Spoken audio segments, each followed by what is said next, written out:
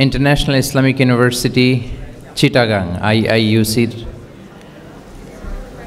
Central অডিটোরিয়ামে আয়োজিত আজকের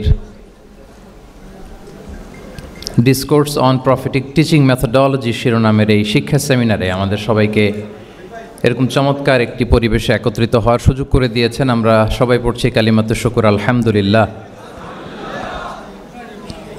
আল্লাহর দরবারে শুকরিয়া জ্ঞাপনের পাশাপাশি আমি অত্র বিশ্ববিদ্যালয়ের কর্তৃপক্ষকে অন্তরের অন্তঃস্থল থেকে ধন্যবাদ এবং মোবারকবাদ জানাতে চাই এরকম চমৎকার একটি পরিবেশে চমৎকার একটি শিক্ষা সেমিনারের আয়োজন করবার জন্য।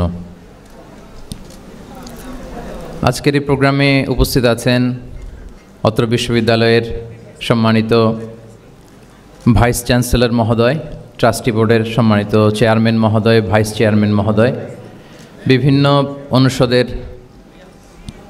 ডিন মহোদয়, head of department, professors, lecturers, stuffs, media কর্মী, সাংবাদিক বন্ধুরা, ভলান্টিয়ার্স এবং প্রিয় শিক্ষার্থী বন্ধুরা, আমি সবাইকে আবারও অন্তরের অন্তঃস্থল থেকে শুভেচ্ছা জানিয়ে এবং মোবারকবাদ জানিয়ে প্রফেটিক টিচিং মেথোডোলজি এই শিরোনামে সামান্য কিছু আলোচনা শুরু করছি ইনশাআল্লাহ বিইذনিল্লাহ। আপনারা শুরুতেই শুনেছেন এটা কিছুটা একাডেমিক প্যাটার্নের আলোচনা হবে এবং একাডেমিক প্যাটার্নের আলোচনার একটা নেগেটিভ সাইড হচ্ছে একটু কাঠখোট্টা টাইপের আলোচনা হয় আর কি। মাহফিলে যেমনি আমরা খুব ইন্টারেক্ট করতে পারি, মাহফিলে যেমনি আমরা জিজ্ঞেস করি যে বলেন ঠিক কিনা, এইখানে হয়তো এরকম আমার যে চিরায়ত অভ্যাস সেটা হয়তো আপনারা দেখতে পাবেন না। ঠিক কিনা জোরে বলেন, আরও জোরে বলেন, আল্লাহু আকবার, সুবহানাল্লাহ, এগুলো হয়তো এখানে অতটা বলার সুযোগ হবে না যেহেতু একাডেমিক বা সেমি একাডেমিক একটা লেকচার, ফলে একাডেমিক একটা ভাইব এখানে আমরা রাখবার চেষ্টা করবো ইনশাআল্লাহ বিইذনিল্লাহ।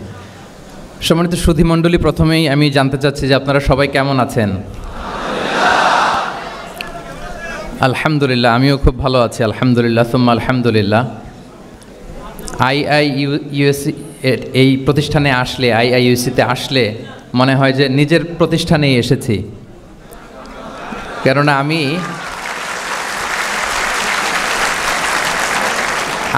IIUM এর ছাত্র আর কি, ইন্টারন্যাশনাল ইসলামিক ইউনিভার্সিটি মালয়েশিয়ার ছাত্র। তো ফলে আমার কাছে মনে হয় যে IIUM এর বাংলাদেশি ভার্সন হচ্ছে IIUC, এবং IIUM থেকে আমরা যারা পড়াশোনা করেছি, আমাদের সমসাময়িক বা আমাদের সিনিয়র্স, আমাদের অনেক ভাইরা এখানে সম্মানিত শিক্ষক হিসেবে কর্মরত আছেন। আমি ব্যাচেলর করেছি আল আজহার ইউনিভার্সিটিতে, সেখানকারও আমাদের অনেক সিনিয়র ভাইরা এখানে কর্মরত আছেন আলহামদুলিল্লাহ। তো নানা দিক থেকে নানাভাবে IIUCর সাথে আমরা কানেক্টেড।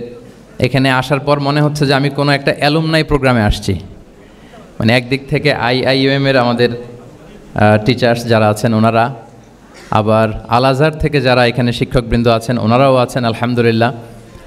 তো সব মিলিয়ে এই বিবেচনায় আমার কাছে মনে হয় যে আমি নিজের প্রতিষ্ঠানে এসেছি আলহামদুলিল্লাহ। প্রথমে আমি বলে রাখছি যে আমি খুবই সম্মানিত বোধ করছি যে এরকম চমৎকার একটি শিক্ষা সেমিনারে আমাকে আলোচনা করবার সুযোগ দেওয়া হয়েছে এই চমৎকার বিশ্ববিদ্যালয়ে। আমার সামনে অনেক বিদগ্ধ স্কলার্স, রিসার্চার, বিদগ্ধ আলেমে দ্বীন, ওনাদেরকে আমি দেখতে পাচ্ছি। ওনারা যদি আজকের সেমিনারে আলোচনা করতেন, আমি নিচে বসে শুনতে পারলে আমি অনেক কিছু শিখতে পারতাম, সেটাই বেশি সুন্দর দেখাতো আর কি। কিন্তু সম্মানিত উস্তাজদের নির্দেশক্রমে, অনুমতিক্রমে আমি আজকের এই সেমিনারের টপিকের উপর কিছু কথা উপস্থাপন করবার চেষ্টা করব ইনশাআল্লাহ বিইذনিল্লাহ।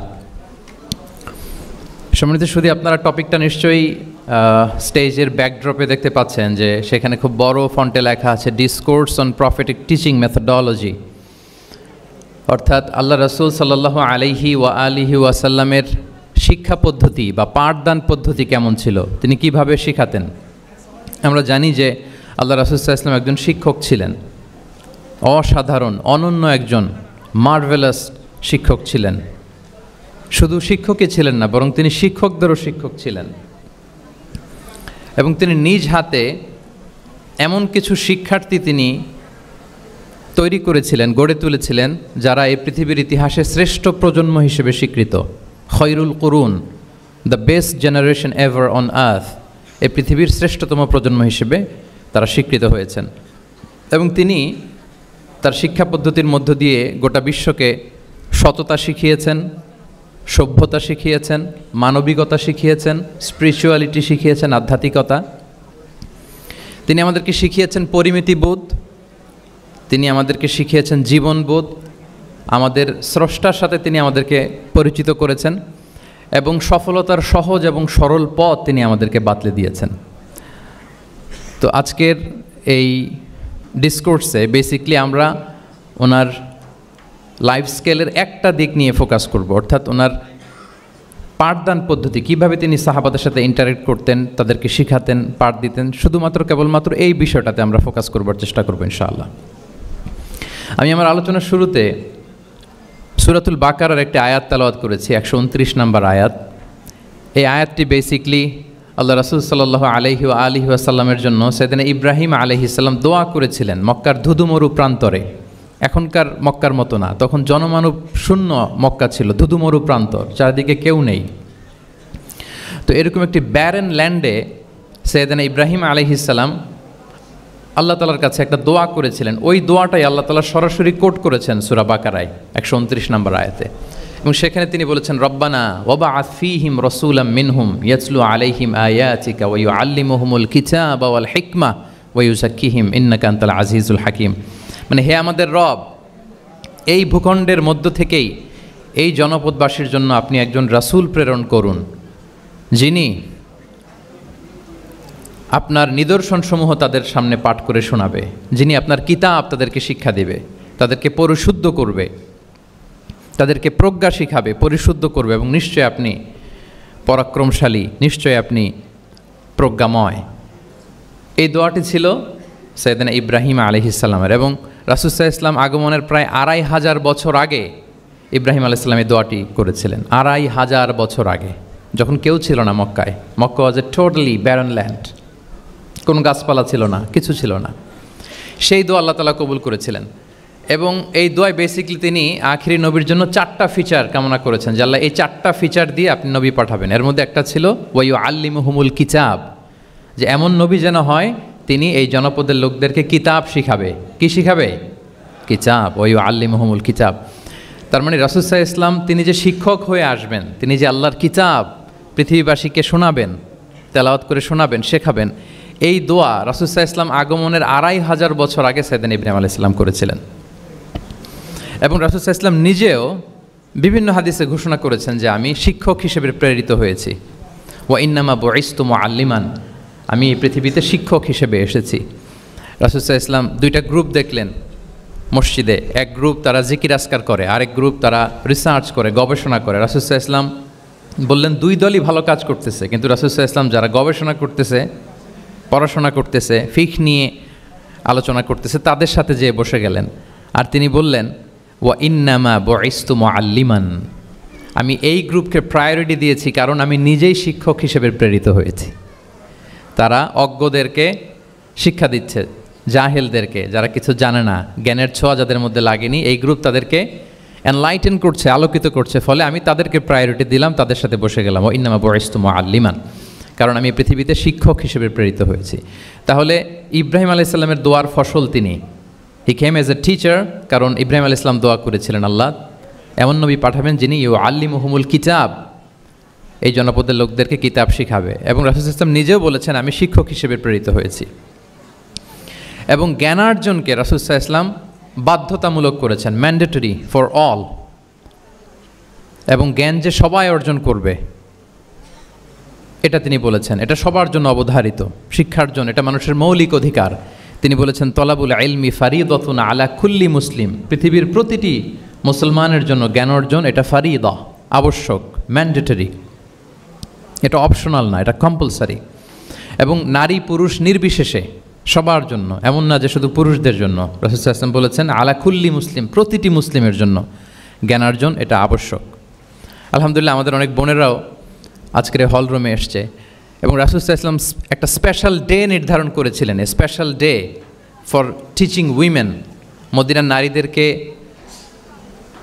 পাঠদানের জন্য, শেখানোর জন্য তিনি একটা স্পেশাল ডে নির্ধারণ করেছিলেন এবং নারীদের আগ্রহের কারণেই তিনি সেটা করেছিলেন। তারা একবার এসে রাসূল সাল্লাল্লাহু আলাইহি ওয়াসাল্লামকে বললেন যে গলাবানা আলাইকা রিজাল ফাজা আল্লানা ইয়াউমান মিন নাফসিক, হে নবী, আমাদের মনে হচ্ছে পুরুষরা বেশি প্রায়োরিটি পেয়ে যায়, আপনি আমাদের জন্য স্পেশাল একটা ডে নির্ধারণ করেন, একটা দিন, যেদিন এসে আমরা আপনার কাছ থেকে অনেক কিছু শিখবো, জানবো।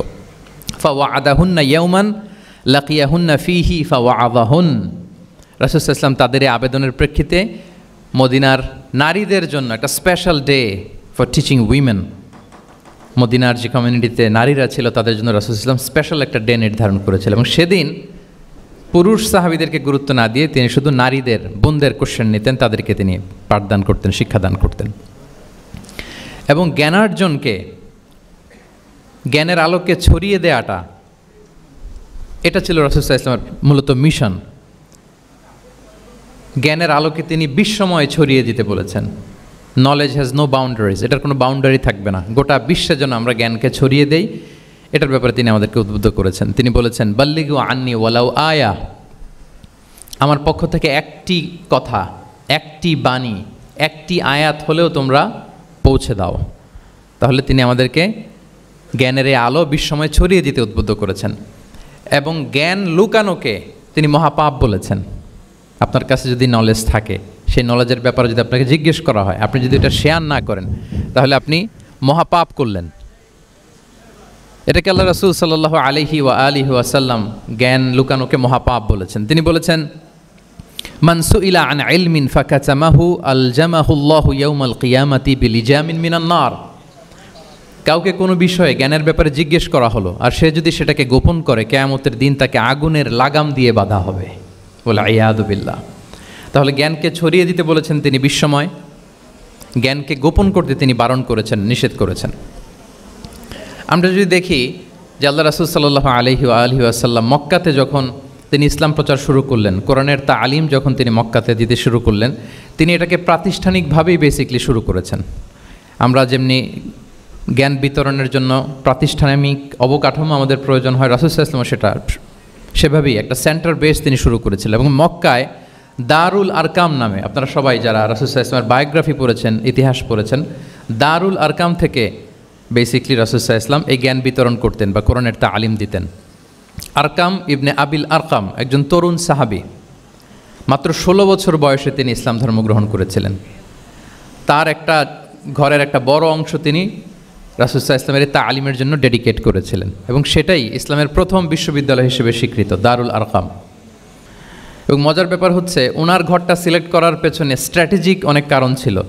কারণ সে ছিল বানু মাখজুম গোত্রের, মানে কোরাইশের শত্রু, কোরাইশের রাইভাল ছিল বানি মাখজুম। রাসূল সাল্লাল্লাহু আলাইহি ওয়াসাল্লাম ছিলেন কোন বংশের? বলেন তো সবাই, কোন বংশের? কোরাইশ বংশের। আর আবু জাহাল ছিল কোন বংশের? না, সে বানু মাখজুম থেকে ছিল। So Banu Makhzum was the rival of Quraish. তারা ছিল কোরাইশদের সাথে একটা হাড্ডাহাড্ডি লড়াই, শত্রুর মতো আর কি। তো রাসূল সাল্লাল্লাহু আলাইহি ওয়াসাল্লাম কোরাইশি কারো ঘর বেছে নেন নাই, বরং বানু মাখজুম গোত্রের এক তরুণ আরকাম, তার ঘরটা তিনি বেছে নিয়েছিলেন। এবং স্ট্র্যাটেজিক্যালি এত চমৎকার একটা পজিশনে ছিল, মাত্র 130 মিটার ডিস্টেন্স ছিল কাবা থেকে 130 মিটার দক্ষিণ পূর্বে এই আরকাম রাদিয়াল্লাহু তাআলা আনহুর ঘর ছিল। ফলে এই ঘরে যদি তিনি গ্যাদারিং করেন, কেউ আর সন্দেহ করবে না, যেহেতু এটা বানু মাখজুম গোত্রের একজন যুবকের ঘর। আল্লাহু আকবার। তো রাসূল সাল্লাল্লাহু আলাইহি ওয়াসাল্লাম এই দারুল আরকামে বসেই বেসিকলি তিনি এই কোরআনের তালিম, এই শিক্ষা, এই পাঠদান মক্কাতে সেন্টার বেস তিনি শুরু করেছিলেন। এবং মদিনায় যদি আমরা দেখি, মদিনা তো মসজিদে নববী নির্মাণের পরপরই মসজিদে নববীর একেবারে পেছন দিকে, এই হলরুমের পেছন দিকে যেরকম একটা জায়গা ছাউনির মতো, মসজিদে নববীর ঠিক পেছনে খেজুরের ডাল দিয়ে, খেজুরের পাতা দিয়ে ছাউনি দিয়ে একটা জায়গা তিনি করেছিলেন, যেটাকে আমরা আহলে সুফার সেন্টার হিসেবে জানি। মদিনায় তিনি সুফা ইউনিভার্সিটি প্রতিষ্ঠা করেছিলেন। তাহলে মক্কায় তিনি কোরআনের তালিম দিতেন দারুল আরকাম থেকে, আর মদিনায় যেয়ে তিনি আহলে সুফাদেরকে সেই সুফা এরিয়াতে, সেখানে তিনি কোরআনের তালিম দিতেন। এবং সেখানে প্রায় 400 জন দরিদ্র মুহাজির সাহাবী সেখানে বসে কোরআনের হেফজ করতো, রাসূল সাল্লাল্লাহু আলাইহি ওয়াসাল্লামকে বিভিন্ন বিষয়ে জিজ্ঞেস করতো। ইসলামের বুনিয়াদি শিক্ষা, the basic of the basics of Islam, এ আহলে সুফার সাহাবারা সেখানে দুনিয়ার সব কিছুকে স্যাক্রিফাইস করে দিয়ে সেখানে ওনারা রাসূল সাল্লাল্লাহু আলাইহি ওয়াসাল্লামের কাছ থেকে তালিম গ্রহণ করতেন। এবং দূর দূরান্ত থেকে আগন্তুক সাহাবারা যখন আসতো তারাও এখানে থাকতো, যেহেতু 400 জন থাকার মতো একটা প্লেস। রাসূল সাল্লাল্লাহু আলাইহি ওয়াসাল্লামকে তারা দিনের খুঁটিনাটি বিষয় জিজ্ঞেস করতেন। এবং সালাত শেষে এরকম অনেক হাদিস পাওয়া যায় যে রাসূল সাল্লাল্লাহু আলাইহি ওয়াসাল্লাম আহলে সুফার সাহাবীদের সাথে ওখানে বসেছেন, তাদের সাথে গল্প করেছেন, তাদের প্রশ্নের বিভিন্ন উত্তর দিয়েছেন। তাহলে সেন্টার বেজ শিক্ষাদান এটা কিন্তু রাসূল সাল্লাল্লাহু আলাইহি ওয়াসাল্লামের জীবনী থেকে আমরা দেখেছি। এবং যখন মসজিদে নববীর পেছনে আহলে সুফাদের 400 জনের পরে যখন আরও বেড়ে যাচ্ছিল, তখন রাসূল সাল্লাল্লাহু আলাইহি ওয়াসাল্লাম মসজিদের বাইরে মুকরিম বিন নাওফাল রাদিয়াল্লাহু তাআলা আনহুর একটা ঘরে আরেকটা সেন্টার করেছিলেন, এটাকে বলা হতো দারুল কুররা। এভাবে একটার পর একটা সেন্টার রাসূল সাল্লাল্লাহু আলাইহি ওয়াসাল্লাম তিনি নির্মাণ করেছেন এবং দ্বীনের বাণীকে তিনি ছড়িয়ে দিয়েছেন। এবং এখান থেকে যারা শিক্ষা অর্জন করতো, বেসিক্যালি তারা তো হেফজ করতো, কোরআনের যে আয়াতগুলো নাজিল হতো এগুলো হেফজ করতো, দিনের অন্যান্য বুনিয়াদি ব্যাপারে তারা শিক্ষা গ্রহণ করতেন। তো এই সাহাবীদেরকে কুররা বলা হতো। তাদেরকে আবার রাসূল সাল্লাল্লাহু আলাইহি ওয়াসাল্লাম বিভিন্ন এলাকাতে মুআল্লিম হিসেবে প্রেরণ করতেন। এটা রাসূল সাল্লাল্লাহু আলাইহি ওয়াসাল্লামের সুন্নাহ ছিল যে কোনো এলাকায় দিনের শিক্ষা দেওয়ার জন্য আগে মুআল্লিম পাঠাতেন। আমরা জানি যে হিজরতের আগে রাসূল সাল্লাল্লাহু আলাইহি ওয়াসাল্লামের আগেও তিনি মদিনাতে একজন সাহাবীকে পাঠিয়েছিলেন, মুসআব বিন উমাইর। এটা জানি না আমরা সবাই, মুসআব বিন উমাইরকে তিনি পাঠিয়েছিলেন। খুবই ড্যাশিং চেহারার ছিল, খুবই অ্যারিস্টোক্রেট একটা ফ্যামিলির ছিল।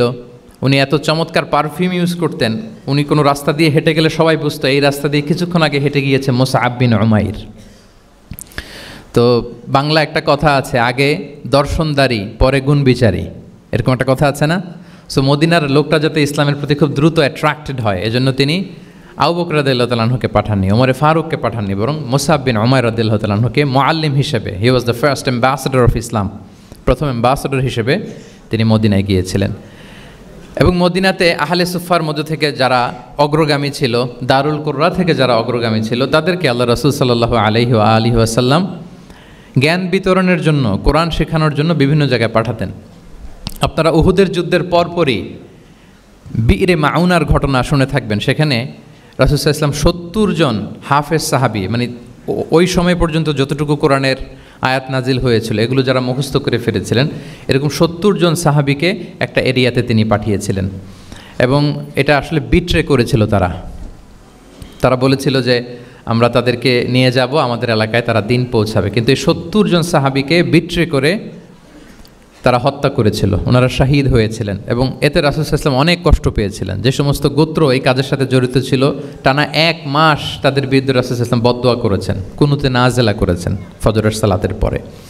তাহলে এই যে ন্যারেশনগুলো, বর্ণনাগুলো আমি কেন উপস্থাপন করছি আপনাদের সামনে, এটা বোঝানোর জন্য যেটার পরম্পরাটা কীরকম, রাসূল সাল্লাল্লাহু আলাইহি ওয়াসাল্লাম কীভাবে কোন সেন্টার থেকে শুরু করলেন, তারপরে কিভাবে এটার ডেভেলপমেন্ট হচ্ছিল, তারপরে কিভাবে এটা আগাতে লাগলো। তাহলে রাসূল সাল্লাল্লাহু আলাইহি ওয়াসাল্লাম বিভিন্ন জায়গায় যে মুআল্লিম পাঠাতেন, এটার রেফারেন্সও আমরা পেলাম যে তিনি তো এখানে শেখাচ্ছেন, যখন অনেক বেড়ে গেল, চাহিদা বাইরে অনেক বেশি, তিনি এখান থেকে ছাত্রদেরকে, সাহাবাদেরকে বিভিন্ন জায়গায় মুআল্লিম হিসেবে প্রেরণ করতেন। এবং শিক্ষার বিনিময়ে তিনি বদরের যে বন্দিরা ছিল তাদের মুক্তিপণের অ্যানাউন্সমেন্ট করেছেন, র্যানসম, এটা আপনারা জানেন। আমি একটু কুইজ নিয়ে নেই আপনাদের। বলেন, বদরে মুসলমানদের পক্ষ থেকে শহীদ হয়েছিল কয়জন? কতজন? 14 জন, মাশাআল্লাহ। আর কুরাইশদের পক্ষ থেকে 70 জন। বন্দী হয়েছিল কয়জন দেখি? হ্যাঁ, 70 জন তারা নিহত হয়েছিল আর 70 জন বন্দী হয়েছিল। তো বদরের যুদ্ধে এই 70 জন যারা কুরাইশদের মধ্যে থেকে বন্দী হয়েছিল, তাদের মুক্তিপণ হিসেবে ফিদিয়া, র্যানসম হিসেবে রাসূল সাল্লাল্লাহু আলাইহি ওয়াসাল্লাম 4000 দিরহামের অ্যানাউন্সমেন্ট করেছেন। মানে দিরহাম মানে হচ্ছে সিলভার কয়েন আর কি। তৎকালীন সময় দিনার হচ্ছে গোল্ড কয়েন আর দিরহাম মানে সিলভার কয়েন। তো রাসূল সাল্লাল্লাহু আলাইহি ওয়াসাল্লাম 4000 সিলভার কয়েনের ঘোষণা করেছেন যে তোমরা যদি মুক্তি পেতে চাও তাহলে 4000 রৌপ্য মুদ্রা দিয়ে, সিলভার কয়েন দিয়ে তারপরে তোমরা মুক্তি পেতে হবে। তখন তিনি অ্যানাউন্স করলেন যে কারো যদি এই সামর্থ্য না থাকে যে 4000 স্বর্ণ মুদ্রা দিয়ে তোমরা র্যানসম আদায় করতে পারবো না, তাহলে এই লোকদের মধ্য থেকে যারা লিখতে পড়তে জানে তারা যদি মদিনার 10 জন শিশুকে লেখাপড়া শিখিয়ে দেয় তাহলে এটা তাদের মুক্তিপণ হয়ে যাবে। আল্লাহু আকবার। তাহলে শিক্ষাটাকে রাসূল সাল্লাল্লাহু আলাইহি ওয়াসাল্লাম কীভাবে দেখতেন, এটাকে কতটা গুরুত্ব দিতেন? তখন কিন্তু মুসলমানদের আর্থিকভাবে খুব কঠিন অবস্থা যাচ্ছিল। তখন এই জাতীয় ফিদিয়াগুলো, র্যানসমগুলো খুব জরুরি ছিল। তারপরে তিনি ঘোষণা করেছেন যাদের সামর্থ্য নাই তারা যদি লিখতে পড়তে জানে, মদিনার 10 জন ছেলে মেয়েকে তারা যদি লেখাপড়া শিখিয়ে দিতে পারে, এইটা তাদের মুক্তিপণ হিসেবে কনসিডার করা হবে। আল্লাহু আকবার।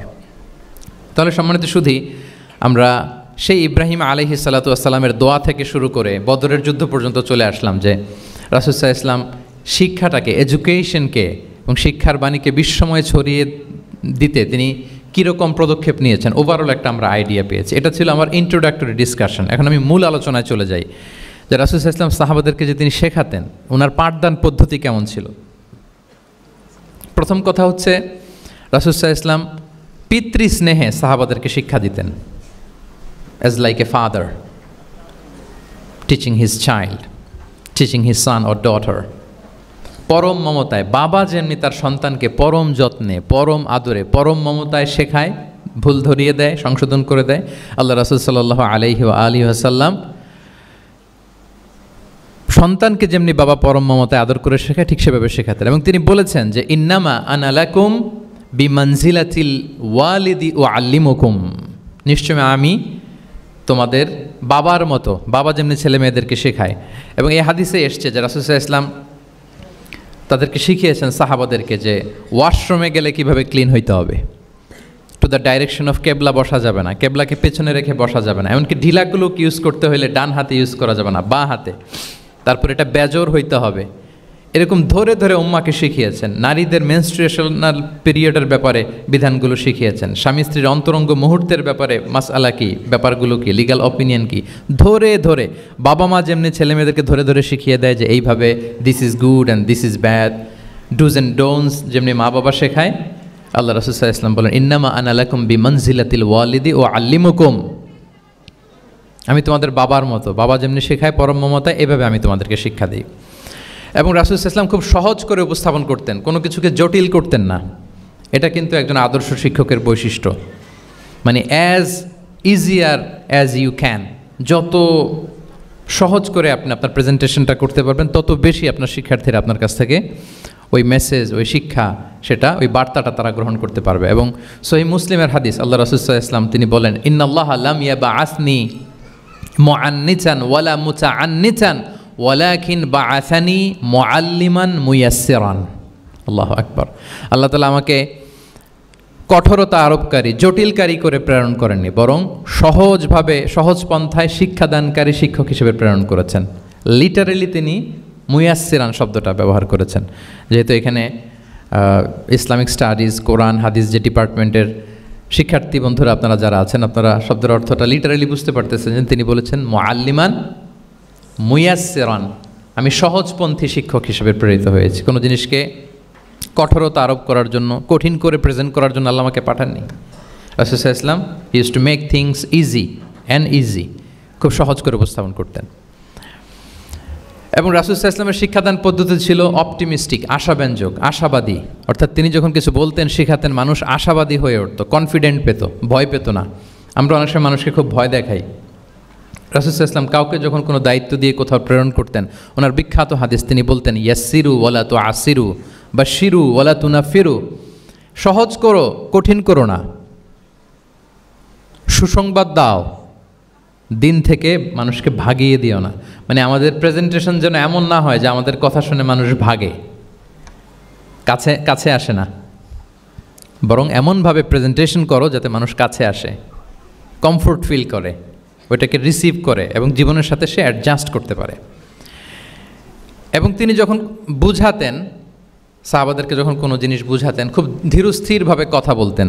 কখনো কথা বলার ক্ষেত্রে রাশিং করতেন না, তাড়াহুড়ো করতেন না, নেভার এভার।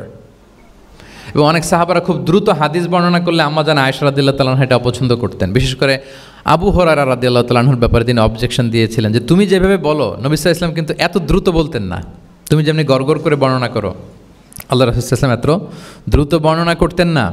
লাম ইয়াকুন ইয়াসরুদুল হাদিসা কাসারদিকুম কানা ইউহাদ্দিসু হাদিসান লাউ আদ্দাহুল আদুলা আহসাহু। এমনভাবে প্রিয় নবী কথা বলতেন যে কেউ যদি চাইতো তিনি এই কথার মধ্যে কয়টা বাক্য বলেছেন, কয়টা শব্দ বলেছেন, চাইলে হাতে গুনে ফেলতে পারত। এত প্রেসাইজ অ্যান্ড ক্লিয়ার ছিল। তিনি কয়টা বাক্য বললেন এই বক্তব্যে, কয়টা শব্দ বললেন, এটাও গুনে ফেলা যেত। আল্লাহু আকবার। কানা ইয়াতাকাল্লামু বিকালামিন বাইনাহু ফাসলুন ইয়াহফাযুহু মান জালাসা ইলাইহি। এবং কথা বলতে বলতে মাঝখানে পজ দিতেন, মানে একটু থামতেন, ফলে যারা শুনতো তারা একেবারে মুখস্থই করে ফেলতে পারতো। আল্লাহু আকবার। এটা কিন্তু একজন আদর্শ শিক্ষকের বৈশিষ্ট্য, যে যখন আমরা ক্লাস নিব, যখন আমরা বুঝাবো, খুব ধীরস্থিরভাবে আমি কথা বলবো, মাঝে মাঝে পজ দিব। রাসূল ইসলাম পজ দিতেন, থামতেন, যাতে ছাত্ররা নিতে পারে। সব শিক্ষার্থীদের এক ধরনের ক্যাপাসিটি না, ক্যাপাসিটি ইস্যু নিয়ে আমি সামনে কথা বলতেছি ইনশাআল্লাহ। তো তাহলে এইভাবে তিনি বেসিকলি তালিম দিতেন বা প্রেজেন্ট করতেন। আচ্ছা, শিক্ষা দেওয়ার ক্ষেত্রে দুইটা ধরন ছিল রাসূল সাল্লাল্লাহু আলাইহি ওয়াসাল্লামের।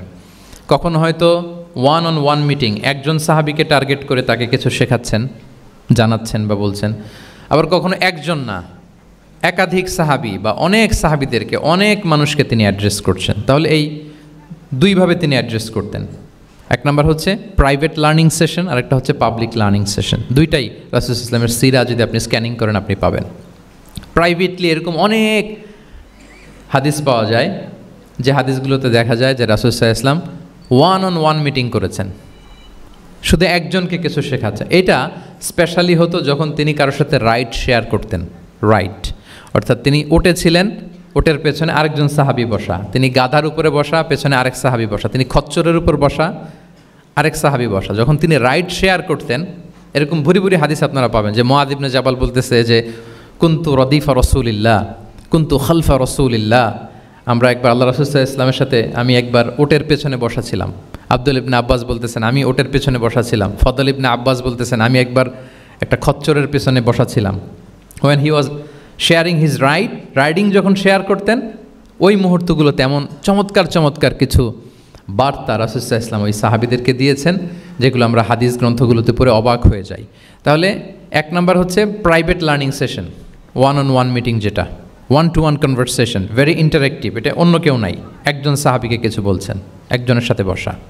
আচ্ছা, এরকম একটা ছোট্ট হাদিস যদি শেয়ার করি, আব্দুল্লাহ ইবনে আব্বাস রাদিয়াল্লাহু তাআলা আনহু উনি বলেন কুনতু খালফা রাসূলিল্লাহি সাল্লাল্লাহু আলাইহি ওয়াসাল্লাম ইয়াওমান।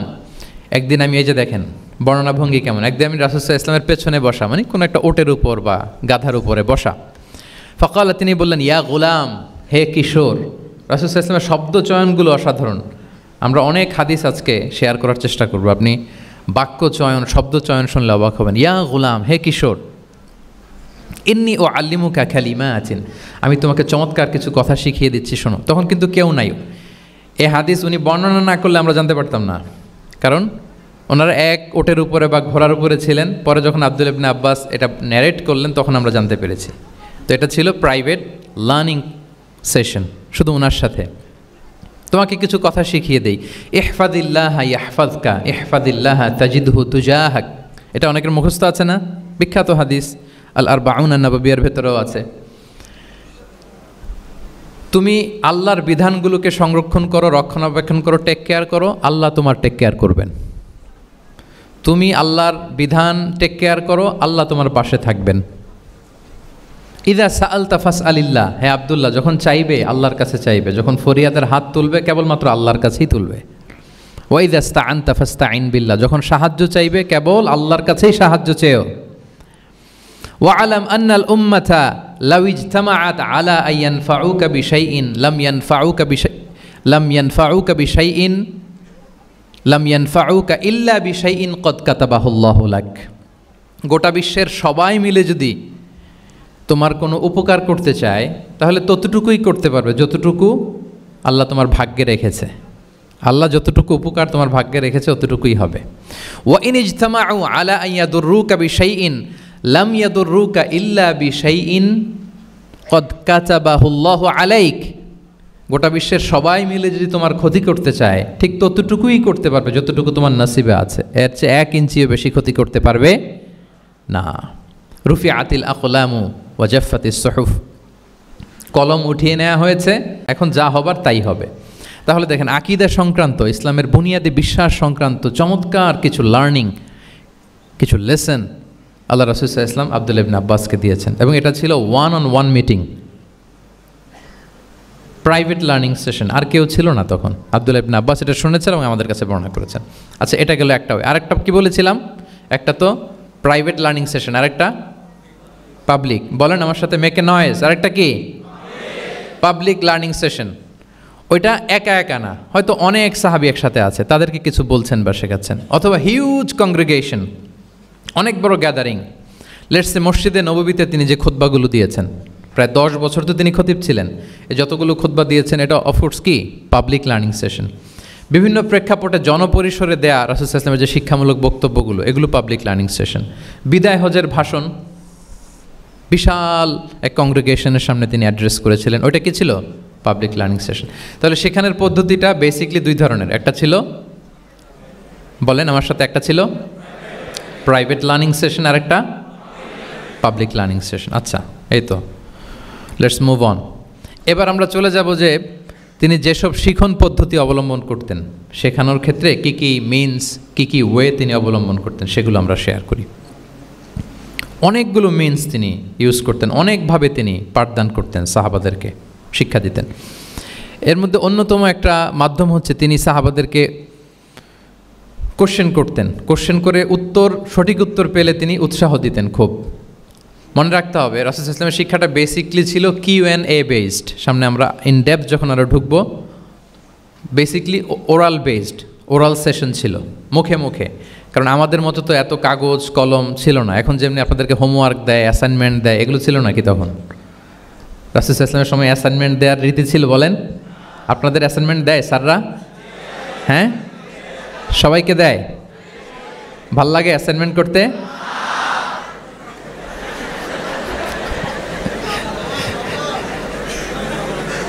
ভাল লাগে না? আচ্ছা, ভাল লাগে কার কার দেখি, হাত তোলেন। সর্বনাশ, মাত্র 3-4 জন হাত তুলে বলতেছে যে ভাল লাগে এদের। যে ভাল লাগে না কার কার দেখি? ইয়া আল্লাহ, আল্লাহ তাআলা হেদায়েত দান করুক আমাদেরকে। আচ্ছা, এবার 2 বারের 1 বারও যারা হাত তোলেন নাই তারা হাত তোলেন। একদল আছে খুব চালাক, ভাবে যে কোন দলে কখন হাত তুলে আবার কোন বিপদে পড়ি। তো এই যে এখন স্যাররা হোমওয়ার্ক দেন, কাজ দেন, অ্যাসাইনমেন্ট দেন, এটা তো ওই সময় ছিল না। ফলে এটা রাসূল সাল্লাল্লাহু আলাইহি ওয়াসাল্লামের পাঠদান পদ্ধতিটা বেসিকলি ছিল Q&A বেসড, প্রশ্নোত্তর পর্ব। সাহাবারা জিজ্ঞেস করতেন, না জানলে রাসূল সাল্লাল্লাহু আলাইহি ওয়াসাল্লাম আবার জিজ্ঞেস করতেন, দেখি ওরা জানে কি না। এরকম অনেকভাবে তিনি শেখাতেন, আমরা সামনের দিকে আরও দেখব। তো রাসূল সাল্লাল্লাহু আলাইহি ওয়াসাল্লাম সাহাবাদেরকে প্রশ্ন ছুড়তেন, তিনি ট্রাই করতেন, দেখতেন যে দেখি ওরা পারে কিনা, ব্যাপারটা জানে কিনা। যদি কেউ সঠিক আনসার দিতে পারতো, রাসূল সাল্লাল্লাহু আলাইহি ওয়াসাল্লাম খুব উৎসাহ দিতেন, তাদেরকে প্রশংসা করতেন এবং উৎসাহ দিতেন। স্যাররা যখন আমাদের ক্লাসে প্রশংসা করে, ভাল লাগে না আমাদের? আমার প্রেজেন্টেশন খুব প্রশংসা করলো, আমার অ্যাসাইনমেন্টের খুব প্রশংসা করলো, আমাকে ইন্সপায়ার করলো, আমি আরও মোটিভেটেড হব না? হয়তো আমরা নাকি হই। তো রাসূল সাল্লাল্লাহু আলাইহি ওয়াসাল্লাম এটাই করতেন। উবাই ইবনে কাআব রাদিয়াল্লাহু তাআলা আনহুকে উনি প্রশ্ন করলেন, আল্লাহ রাসূল সাল্লাল্লাহু আলাইহি ওয়া আলিহি ওয়াসাল্লাম প্রশ্ন করলেন যে, ইয়া আবাল মুনযির, এটা ওনার কুনিয়া, আতাদরি আইয়ু আয়াতিন মিন কিতাবিল্লাহি মাআকা আ'যাম, তুমি কি জানো যে আল্লাহর কিতাবের কোন আয়াতটা সর্বশ্রেষ্ঠ? সর্বশ্রেষ্ঠ আয়াত কোনটা তুমি জানো? তখন উবাই ইবনে কাআব রাদিয়াল্লাহু তাআলা আনহু বললেন যে, আল্লাহু লা ইলাহা ইল্লা হুয়াল হাইয়ুল কাইয়্যুম, মানে আয়াতুল কুরসি। এটা কোন আয়াত? আয়াতুল কুরসি। এটা ফরজ সালাতের পর আমরা সবাই পড়ি তো নাকি? হ্যাঁ, মান কারা আয়াতুল কুরসি দুবরা কুল্লি সালাতিন মাকতুবাতিন লাম ইয়ামনাহু মিন দুখুলিল জান্নাতি ইল্লাল মাউত। ফরজ সালাতের পরে যারা আয়াতুল কুরসি পড়ে, তার জান্নাতে প্রবেশে কোনো বাধা থাকে না, একটা জিনিস ছাড়া, মানে মৃত্যু, মরণ। লোকটা মরে না তাই জান্নাতে যায় না, মরলেই জান্নাতি। তো হে উবাই, হে ইয়া আবাল মুনযির, তুমি কি জানো কোরআনের সর্বশ্রেষ্ঠ আয়াত কোনটা? তিনি বললেন যে আয়াতুল কুরসি। এটা শুনে রাসূল সাল্লাল্লাহু আলাইহি ওয়াসাল্লাম খুব খুশি হলেন। খুশি হয়ে কী করলেন? ফাদারাবা ফি সদরি, তিনি বললেন যে তিনি আমার বুকে একটা আলতো চাপড় দিলেন। এটা ভালোবাসার আলতো চাপড়, এরকম উৎসাহ দেওয়ার জন্য, যে সাবাস। আমরা মাঝে পিঠে কাউকে আলতো চাপড় দিয়ে কি বলি? ব্রেভো, সাবাস, মাশাআল্লাহ, এগুলো বলি না? তো রাসূল সাল্লাল্লাহু আলাইহি ওয়াসাল্লাম বুকে আলতো চাপড় দিয়ে বললেন, ওয়াল্লাহি লিয়াহনিকাল ইলমু আবাল মুনযির, তোমার ইলম, তোমার জ্ঞান কল্যাণময় হোক হে আবাল মুনযির, মোবারক হোক তোমার জন্য তোমার ইলম। May knowledge be pleasant for you, তোমার জ্ঞানটা বরকতময় হোক, কল্যাণময় হোক। তাহলে তিনি যখন সঠিক উত্তর দিতে পারলেন, রাসূল ইসলাম খুশি হয়ে বুকে আলতো চাপড় দিয়ে তার প্রশংসা করলেন, তার জন্য দোয়া করলেন। রাসূল ইসলাম এভাবে উৎসাহ দিতেন। এতে করে কি হয়? শিক্ষার্থীদের কনফিডেন্ট বাড়ে। কি হয়? যে স্যার যখন আমাকে এত কিছু বলতেছে তাহলে নিশ্চয়ই আমি কিছু একটা ভালো কিছু করছি, আমাকে দিয়ে কিছু একটা হবে। আমাকে দিয়ে আমরা অনেক সময় ভুল করে বলে ফেলি যে তোকে দিয়ে কিছুই হবে না, বলে ফেলি না? এতে হয় কি, কনফিডেন্ট কমে যায়। মা বাবারাও এটা করে যে তুই কিছুই পারবি না, তোকে দিয়ে কিছুই হবে না। বাংলাদেশে একটা বিখ্যাত কথা আছে, ওই যে ছেলে মেয়ে A+ না পেলে পাশের বাড়ির কেউ পেলে বলে যে ওর পা ধোয়া পানি খা। কি বলে? তুই A+ পাইলি না, ওই দেখ ওই বাড়িতে পেয়ে গেল, ওর কি খা? পা ধোয়া পানি খা। তো আসলে এতে কি হয়, কনফিডেন্স কমে যায় ছেলে মেয়েদের। এটা যেন আমরা না বলি, বরং ওদেরকে ইন্সপায়ার করতে হবে, হ্যাঁ, উৎসাহিত করতে হবে, প্রশংসা করতে হবে। সাহাবীদের ভালো কিছু দেখলে সঠিক উত্তর তারা দিতে বলে রাসূল ইসলাম এবার প্রশংসা করতেন। আচ্ছা গেল, এটা একটা পদ্ধতি। আরেকটা হচ্ছে কোনো গুরুত্বপূর্ণ জিনিসকে এমফেসাইজ করার জন্য রাসূল ইসলাম রেপিটেশন করতেন, তাকরার করতেন। গুরুত্বপূর্ণ জিনিসকে তিনি 3 বার উল্লেখ করতেন, তাকরার করতেন। আত্তাকওয়া হা হুনা, আত্তাকওয়া হা হুনা, আত্তাকওয়া হা হুনা, ওয়া ইউশিরু ইলা সদরিহি সালাসা মাররাত। তাকওয়া এখানে, এখানে, এখানে 3 বার। একবার বললেই তো হয়ে যায়, 3 বার কেন বলেন? এটা গুরুত্বপূর্ণ, ভেরি ইম্পর্টেন্ট ইস্যু। গুরুত্ব বোঝানোর জন্য এমফেসাইজ করতে যেয়ে তিনি কোনো জিনিসকে কয়বার বলতেন? 3 বার। বিদায় হজের ভাষণ যখন দিলেন, ভাষণ দেয়া শেষ, এবার বলতেছে আল্লাহুম্মা হাল বাল্লাগতু, আল্লাহুম্মা হাল বাল্লাগতু, আল্লাহুম্মা হাল বাল্লাগতু, আল্লাহুম্মা ফাশহাদ। 3 বার বললেন যে আল্লাহ আমাকে যা পৌঁছাতে বলেছেন, হে মহাসমাবেশ তোমরা বলো আমি কি পৌঁছাতে পেরেছি? আমি কি ঠিকঠাক পৌঁছালাম? আমি কি সব তোমাদেরকে বলেছি? সাক্ষ্য দাও, সাক্ষ্য দাও। সবাই বললো ইয়া রাসূলুল্লাহ, আল্লাহ যেমনটি বলেছেন সব আপনি আমাদের কাছে পৌঁছে দিয়েছেন, কিছু লুকোচুরি করেন নাই, কিছু লুকান নাই। তাহলে 3 বার জানতে চাইলেন, কয়বার? হ্যাঁ, এটা রাসূল সাল্লাল্লাহু আলাইহি ওয়াসাল্লামের একটা গুরুত্বপূর্ণ অভ্যেস ছিল, যে যেটাকে তিনি এমফেসাইজ করতে চাইতেন, যেটা গুরুত্বপূর্ণ কোনো বিষয় এটাকে তিনি রিপিট করতেন বারবার, সাধারণত 3 বার। সাধারণত কয়বার? তাহলে গুরুত্বপূর্ণ জিনিসগুলো আমরা বারবার বলবো যাতে আমাদের শিক্ষার্থীরা সহজে সেটা মুখস্থ করে ফেলতে পারে। আচ্ছা, আবার রাইডিং শেয়ারের আর একটা ঘটনা। মুআয ইবনে জাবাল রাদিয়াল্লাহু তাআলা আনহু, উনি একবার রাসূল সাল্লাল্লাহু আলাইহি ওয়াসাল্লামের সাথে বাহনের পেছনে ছিলেন, হয়তো উট। কুনতু রিদফান নবী, মুআয ইবনে জাবাল বলেন আমি রাসূল সাল্লাল্লাহু আলাইহি ওয়াসাল্লামের পেছনে একবার বসা ছিলাম। তো তখন হঠাৎ করে রাসূল সাল্লাল্লাহু আলাইহি ওয়াসাল্লাম আমাকে ডাক দিলেন। রাসূল সাল্লাল্লাহু আলাইহি ওয়াসাল্লাম সামনে, মুআয ইবনে জাবাল পেছনে। হঠাৎ ডেকে বললেন ইয়া মুআয ইবনে জাবাল, হে মুআয ইবনে জাবাল। তো তিনি বললেন খুব বিনয়ের সাথে, কুলতু লাব্বাইকা রাসূলুল্লাহি ওয়া সাআদাইক, মানে হে আল্লাহ রাসূল আমি হাজির, আমি প্রস্তুত। হে আল্লাহ রাসূল আপনি খালি অর্ডার করেন, বান্দা হাজির। আমরা এরকম বলি না মাঝে মাঝে বাংলায়, কি বলি? বান্দা হাজির, মানে আমি আছি আপনার খেদমত, আপনি বলেন। তো রাসূল ইসলাম বললেন ইয়া মুআয ইবনে জাবাল লাব্বাইকা রাসূলুল্লাহি ওয়া সাআদাইক, ইয়া রাসূলুল্লাহ আমি হাজির। কিন্তু রাসূল ইসলাম কিছু বলেন না, কিছুই বলেন না। আবার যাচ্ছে, উট যাচ্ছে যাচ্ছে যাচ্ছে, কয়েক মিনিট পরে আবার ডাক দিলেন ইয়া মুআয ইবনে জাবাল, হে মুআয। উনি একই কথা, লাব্বাইকা রাসূলুল্লাহ সাআদাইক, হে আল্লাহ রাসূল আমি হাজির, উপস্থিত। আবার ইয়া মুআয ইবনে জাবাল, হে মুআয। তিনি একই কথা বললেন লাব্বাইকা রাসূলুল্লাহ, 3 বার বললেন। 3 বার মুআয ইবনে জাবাল একই উত্তর দিলেন। তার মানে ওনার আগ্রহটা বাড়াচ্ছেন। রাসূল সাল্লাল্লাহু আলাইহি ওয়াসাল্লাম একটা গুরুত্বপূর্ণ কথা বলবেন, এই কথাটা শোনানোর জন্য মুআয ইবনে জাবালের উনি কী করতেছেন? ভেতর থেকে কথা বুঝতেছেন আমার সবাই, আগ্রহটা আরও বাড়াচ্ছেন, আরও বাড়াচ্ছেন। যখন দেখলেন যে না, আগ্রহ একেবারে 100-এ 100, এখন বললে সে এটা রিসিভ করতে পারবে, কাজে দিবে, তখন তিনি বললেন যে মুআয তুমি কি জানো হাল তাদরি মা হাক্কুল্লাহি আলাল ইবাদ, বান্দার উপর আল্লাহর হক কি জানো? তিনি বললেন আল্লাহু ওয়া রাসূলুহু আ'লাম, আল্লাহ রাসূল ভালো জানে। সাহাবাদের একটা বৈশিষ্ট্য ছিল, they are very down to earth, মানে আউট অফ হাম্বলনেস তারা বলতেন আল্লাহ রাসূল ভালো জানে। তো তিনি বললেন যে আল্লাহর বান্দার উপর আল্লাহর অধিকার হচ্ছে যে বান্দা কখনো আল্লাহর সাথে শিরক করবে না, এক আল্লাহর ইবাদত করবে। কিছুক্ষণ পরে আবার ইয়া মুআয ইবনে জাবাল, দেখেন কি স্টাইল, মানে রাজকীয় একটা স্টাইল। ইয়া মুআয ইবনে জাবাল, আবার তিনি লাব্বাইকা রাসূলুল্লাহ সাআদাইক, হে আল্লাহ রাসূল আমি তো হাজির। তখন বললেন তুমি কি জানো আল্লাহর উপরে বান্দার হক কি? এতক্ষণ তো জানলা যে আল্লাহর হক কি, তুমি কি জানো যে আল্লাহর প্রতি বান্দার হক কি? আবার বললেন যে আল্লাহ রাসূলই ভালো জানেন। তখন রাসূল সাল্লাল্লাহু আলাইহি ওয়াসাল্লাম বললেন যে আল্লাহর হক যেমনি তুমি জানলে যে বান্দা আল্লাহর সাথে শরীক করবে না, এক আল্লাহর ইবাদত করবে, এটা যদি কোনো বান্দা করে তাহলে ওই বান্দাকে কখনো আল্লাহ শাস্তি দিবেন না।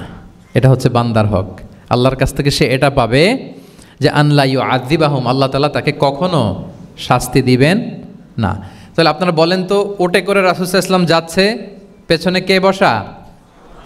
হুট করে বলল, মুআজ একটা কথা শোনো, আল্লাহর হক হচ্ছে বান্দা আল্লাহর ইবাদত করবে, আর বান্দার হক হচ্ছে এটা করলে সে শাস্তি পাবে না। কথাটা যদি এমনি বলে দিত তাইলে কি এত এটা গুরুত্ব পাইতো? কথা বলেন, পাইতো? এটা তো 10 সেকেন্ডেই শেষ। কিন্তু যেতে যেতে, হে মুআদ ইবনে জাবাল, লাব্বাইকা ইয়া রাসূলুল্লাহ, সাদিক কিছু বলে না। হে রাসূল, আমি তো শুনতেছি, বলেন। আবার একটু পরে, হে মুআজ ইয়া রাসূলুল্লাহ, আমি হাজির, বলেন। আরও কিছু সময় পর, হে মুআজ ইয়া রাসূলুল্লাহ। মানে তার আগ্রহ বাড়াতে বাড়াতে বাড়াতে যখন আগ্রহের পারদ একেবারে উচ্চাঙ্গে, তখন রাসূল সাল্লাল্লাহু আলাইহি ওয়াসাল্লাম বার্তাটা পেশ করলেন। আল্লাহু আকবার। তাহলে এটা ছিল রাসূল সাল্লাল্লাহু আলাইহি ওয়াসাল্লামের অভ্যেস, যে তিনি একই কথা বারবার বলে আগ্রহ বাড়াতেন। 3 বার তিনি বলেছেন, 3 বার ডাক দিয়েছেন, হে মুআদ ইবনে জাবাল। তাহলে রিপিটেশন, এটা একটা অভ্যেস ছিল রাসূল সাল্লাল্লাহু আলাইহি ওয়াসাল্লামের, পাঠদানের ক্ষেত্রে একটা পদ্ধতি। আচ্ছা, রাসূল সাল্লাল্লাহু আলাইহি ওয়াসাল্লামের আরেকটা পদ্ধতি ছিল যে তিনি ধারণ ক্ষমতা অনুযায়ী নির্দেশনা দিতেন, considering the state of the addressee. যাকে অ্যাড্রেস করতেছেন তার ক্যাপাসিটি কতদূর, এটা বুঝে শুনে বলতেন, খুব বাড়িয়ে বলতেন, বেশি কিছু বলতেন না। এক বেদুইন আসলো, বেদুইন মানে সে মরুপল্লীতে থাকে, শহরের যে নিয়মকানুন জানে না, সভ্যতার ছোঁয়া তার মধ্যে লাগেনি। এসে বলল, দুল্লানি আলা আমাল আমিলতুহু ইদা আমিলতুহু দাখালতুল জান্নাহ। হে নবী, আপনি আমাকে এমন একটা আমল শিখায় দেন যেটা করলে আমি জান্নাতে যাব। তো রাসূল সাল্লাল্লাহু আলাইহি ওয়াসাল্লাম দেখলেন লোকটা বেদুইন, শহরে লোক না, আবার খুব সহজ সরল, একেবারে সাদামাটা। তো রাসূল সাল্লাল্লাহু আলাইহি ওয়াসাল্লাম বললেন, 4টা কাজ করবা। তা'বুদাল্লাহ ওয়া লা তুশরিকু বিহি শাইআ, তুকিমাস সালাতাল মাকতুবা, তুআদ্দি যাকাতাল মাফরুদা ওয়া তাসুমা রমাদান। 4টা কাজ। এক, আল্লাহর ইবাদত করবা, শিরক করবা না। ফরজ সালাত পড়বা, ফরজ যাকাত দিবা, রমজানের ফরজ রোজা রাখবা। কয়টা কাজ? কয়টা বলছে? Very simple to memorize, right? আচ্ছা, এটা যখন সে বলল, তখন সে বেদুইন বলতে আরম্ভ করলো যে, আল্লাহর শপথ করে আমি বললাম, লা আযীদু আলা হাযা শাইআন ওয়া লা আনকুসু মিন। ঠিক আছে, আমি এই 4টাই করব, বাড়াবো না, কমাবো না, এর চেয়ে বেশি কোনোদিন কিছু করব না, কমও করব না। মানে খালি আল্লাহরে মানবো, ফরজ নামাজ পড়বো, ফরজ যাকাতটা দিব, আর ফরজ রোজাটা রাখবো। আর কোনো আমল টামল আমার জীবনে আমি করব, বাড়াবো না, কমাবো না। তো রাসূল সাল্লাল্লাহু আলাইহি ওয়াসাল্লাম বললেন যে, কেউ যদি জান্নাতি লোক দেখে নিজের চোখ জোড়াতে চায়, খুশি হতে চায়, তারা যেন এই লোকের দিকে তাকায়, মানে এই লোকটা জান্নাতি। আল্লাহু আকবার। চলে গেল। দেখেন, তার কাছে কিন্তু আমলের বিশাল ফিরিস্তি নিয়ে রাসূল সাল্লাল্লাহু আলাইহি ওয়াসাল্লাম হাজির হয় নাই, কারণ তার ক্যাপাসিটি দেখতে হবে, তার সক্ষমতা, সে কদ্দুর নিতে পারবে। রাসূল সাল্লাল্লাহু আলাইহি ওয়াসাল্লাম অবজার্ভ করে দেখলেন যে বেদুইন মানুষ, তার বেশি কিছু বললে কাজে দিবে না, অল্প একটু বলছে, ওইটা মেনেই সে কি হয়ে গেছে? জান্নাতি হয়ে গেছে। এটা অনেক সময় আমরা ভুল করে ফেলি। শিক্ষার্থীদের মধ্যে সবার মানে রিসিভিং ক্যাপাসিটি এক ধরনের হয় না, কারো খুব বেশি, কারো খুব কম। তো একজন আদর্শ শিক্ষকের কাজ হচ্ছে এটাকে ফলো করা, অবজার্ভ করা, এবং যেটা তাদের সক্ষমতায় কুলায় ঠিক অতটুকু তাদেরকে দেয়, এর চেয়ে বেশি কিছু না। রাসূল সাল্লাল্লাহু আলাইহি ওয়াসাল্লামের আরেকটা পদ্ধতি ছিল গ্রাজুয়ালিটি, স্টেপ বাই স্টেপ, ধীরস্থিরভাবে, অল্প অল্প করে, শাইআন ফাশাইআন। আর তাদাররুজ বিল বাদই বিল আহাম্মি সুম্মাল মুহিম। আগে সবচেয়ে গুরুত্বপূর্ণ, starting with the most important affair first, then the important affair, then the important. সবচেয়ে গুরুত্বপূর্ণটা আগে, এরপরে যেটা কম গুরুত্বপূর্ণ, এরপরে কম গুরুত্বপূর্ণ। তাহলে একটু একটু করে বললে এটা মানুষের ফিতরাতের সাথেও যায়, তার নেচারের সাথেও যায়। আমরা মদ হারাম হওয়ার কথা জানি। কয়টা স্টেপে হারাম হয়েছিল মদ? একবারে যদি বলা হতো বন্ধ করার সহজ হতো সাহাবাদের জন্য? হতো না। অনেকে আছে দেখবেন যে চেইন স্মোকার, বুঝতে পেরেছেন তো? মানে অনেক সিগারেট খায়, লেটসে দিনে 10 থেকে 15টা খায়। তো যে চেইন স্মোকার, আপনি যদি বলেন যে এটা হারাম, আজকেই তোমার বাদ দিতে হবে, হারাম, এটা খাইতে পারবে না, পারবে? ও দুনিয়া সব বাদ দিতে পারবে, সিগারেট বাদ দিতে পারবে না। তো তারে কি করতে হবে? ফ্লেক্সিবিলিটি দিতে হবে, যে আস্তে আস্তে ছাড়েন, 10টা করে খান, তো চালাইতে থাকেন না, মানে চালাইতে থাকেন মানে আজকে 10টা খাইছেন, কালকে 9টা করে খান, চালাইতে থাকেন, একসাথে সব বন্ধ করার দরকার নেই। তারপরের সপ্তাহে 8টা করে খান, এরপরের সপ্তাহে 5টা করে খান, অল্প অল্প করে অবশ্যই সে কমাতে পারবে। এরপরের সপ্তাহে 2টা খান, এরপরের সপ্তাহে বন্ধ করেন না, চালাইতে থাকেন। সে চালাচ্ছে কিন্তু কমিয়ে আনতেছে, চালাচ্ছে কিন্তু। আচ্ছা, যেই সপ্তাহে সে 1টা সিগারেট খেলো, এরপরের সপ্তাহে ওটা তো বাদ দিলেও তার গায়ে লাগার কথা না, ঠিক কিনা বলেন? যে সপ্তাহে কয়টা খেলো, এটা তো স্যাক্রিফাইস করা যায়, কিন্তু 10টা থেকে 0-তে আসা সহজ না। তাহলে গ্রাজুয়ালি আমরা এই ভুলটা করি। অনেকের নতুন করে আল্লাহ তাআলা রিয়েলাইজেশন দিয়েছেন, নতুন দিনে আসছে, দিনে ফিরছে, মানে প্র্যাকটিসিং হতে চায়। এখন আপনি তারে পাইয়া এমন নিয়ম কানুন দেখাচ্ছেন, বেচারা তো বলে আগে যা ছিলাম ওইটাই ভালো ছিলাম। এরকম হয় না অনেক সময়? হ্যাঁ, ধরেন যে কোনো একজন নারী, সে হয়তো পর্দা মেনটেন করে না, একটু হিপ হপ স্টাইলে চলাফেরা করে, তো সে ভাবলো যে না, আমি তো অনেক ভুল করে ফেলছি, আমি সংশোধন হব, আমি প্র্যাকটিসিং হতে চাই। তা এখন যখন সে আপনার কাছে আসছে নাসিহাত নেওয়ার জন্য, আপনি যদি বলেন যে তোমার এই করতে হবে, বোরকা ঝুলাইতে হবে, হাত মোজা, পা মোজা, পারবে? এ বলবে আগে যা ছিলাম ভালোই ছিলাম। তাকে একটু একটু করে বোঝাতে হবে, মানে এই হেজাব এটা কেন, হ্যাঁ, কাভারিং আওরা এটা কেন, কেন এটা করতে, এটা বেনিফিটটা আগে বুঝালেন। যে Islam consider women as a queen, নারীকে ইসলাম কি হিসেবে কনসিডার করে? রানী হিসেবে। তো রানীর তো একটা ড্রেস কোড থাকবে, স্পেশাল পোশাক থাকবে, এগুলো বুঝাবেন। সে যাতে একটু নিজেকে গুছিয়ে চলে, শুরুর দিকে আপনি এই বার্তা দিতে পারেন যে একটু গুছিয়ে চলতে হবে। এরপর একটু শালীন পোশাকে যেন সে অভ্যস্ত হয়, এটা বললেন। সে যখন শালীন পোশাকে অভ্যস্ত, তারপরে হেজাবের ফজিলত বললেন, সে যেন হেজাব পরে। যখন সে হেজাব পরে, এরপরে তাকে নেকাবের কথা বললেন। এইভাবে আস্তে আস্তে তাকে বোঝাতে হবে। কিন্তু একবারে যদি সব চাপিয়ে দেন, বলেন তো আওয়াজ করে, সে কি ওটা রিসিভ করতে পারবে? কারণ এই যে গ্রাজুয়ালিটি আর তাদাররুজ, এই সিস্টেমটা আপনি ভায়োলেট করেছেন, এটা করেন নাই। মুআয ইবনে জাবাল রাদিয়াল্লাহু তাআলা আনহুকে আল্লাহ রাসূল সাল্লাল্লাহু আলাইহি ওয়াসাল্লাম তিনি ইয়ামানের গভর্নর করে পাঠিয়েছেন, ইয়ামানের গভর্নর। তো পাঠানোর আগে he was explaining a teaching guideline to his fellow সাহাবা। ওনাকে শিখাইতেছেন, তুমি যে যাবা মুআল্লিম হিসেবে, গভর্নর হিসেবে, কীভাবে দাওয়াতটা দিবে আগে শোনো। তিনি মুআয ইবনে জাবালকে বললেন, ইন্নাকা তা'তি কওমান মিন আহলিল কিতাব।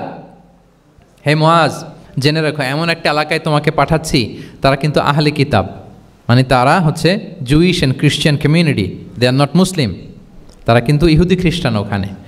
সো তুমি কিভাবে দাওয়াত দিবা? ফাদউহুম ইলা শাহাদাতি আন লা ইলাহা ইল্লাল্লাহ ওয়া আন্না মুহাম্মাদুর রাসূলুল্লাহ। প্রথমে তাওহীদের দাওয়াত দিবা। আওয়াজ করে বলেন, প্রথমে দাওয়াত হবে কিসের? তাওহীদের।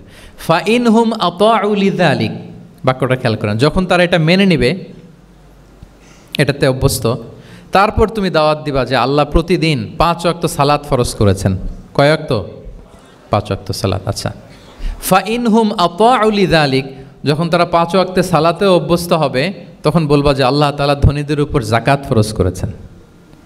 ফা ইনহুম আতাউ লিযালিক, যখন ওইটা মানবে, এরপরে বলবা রমজানের রোজা ফরজ করেছেন।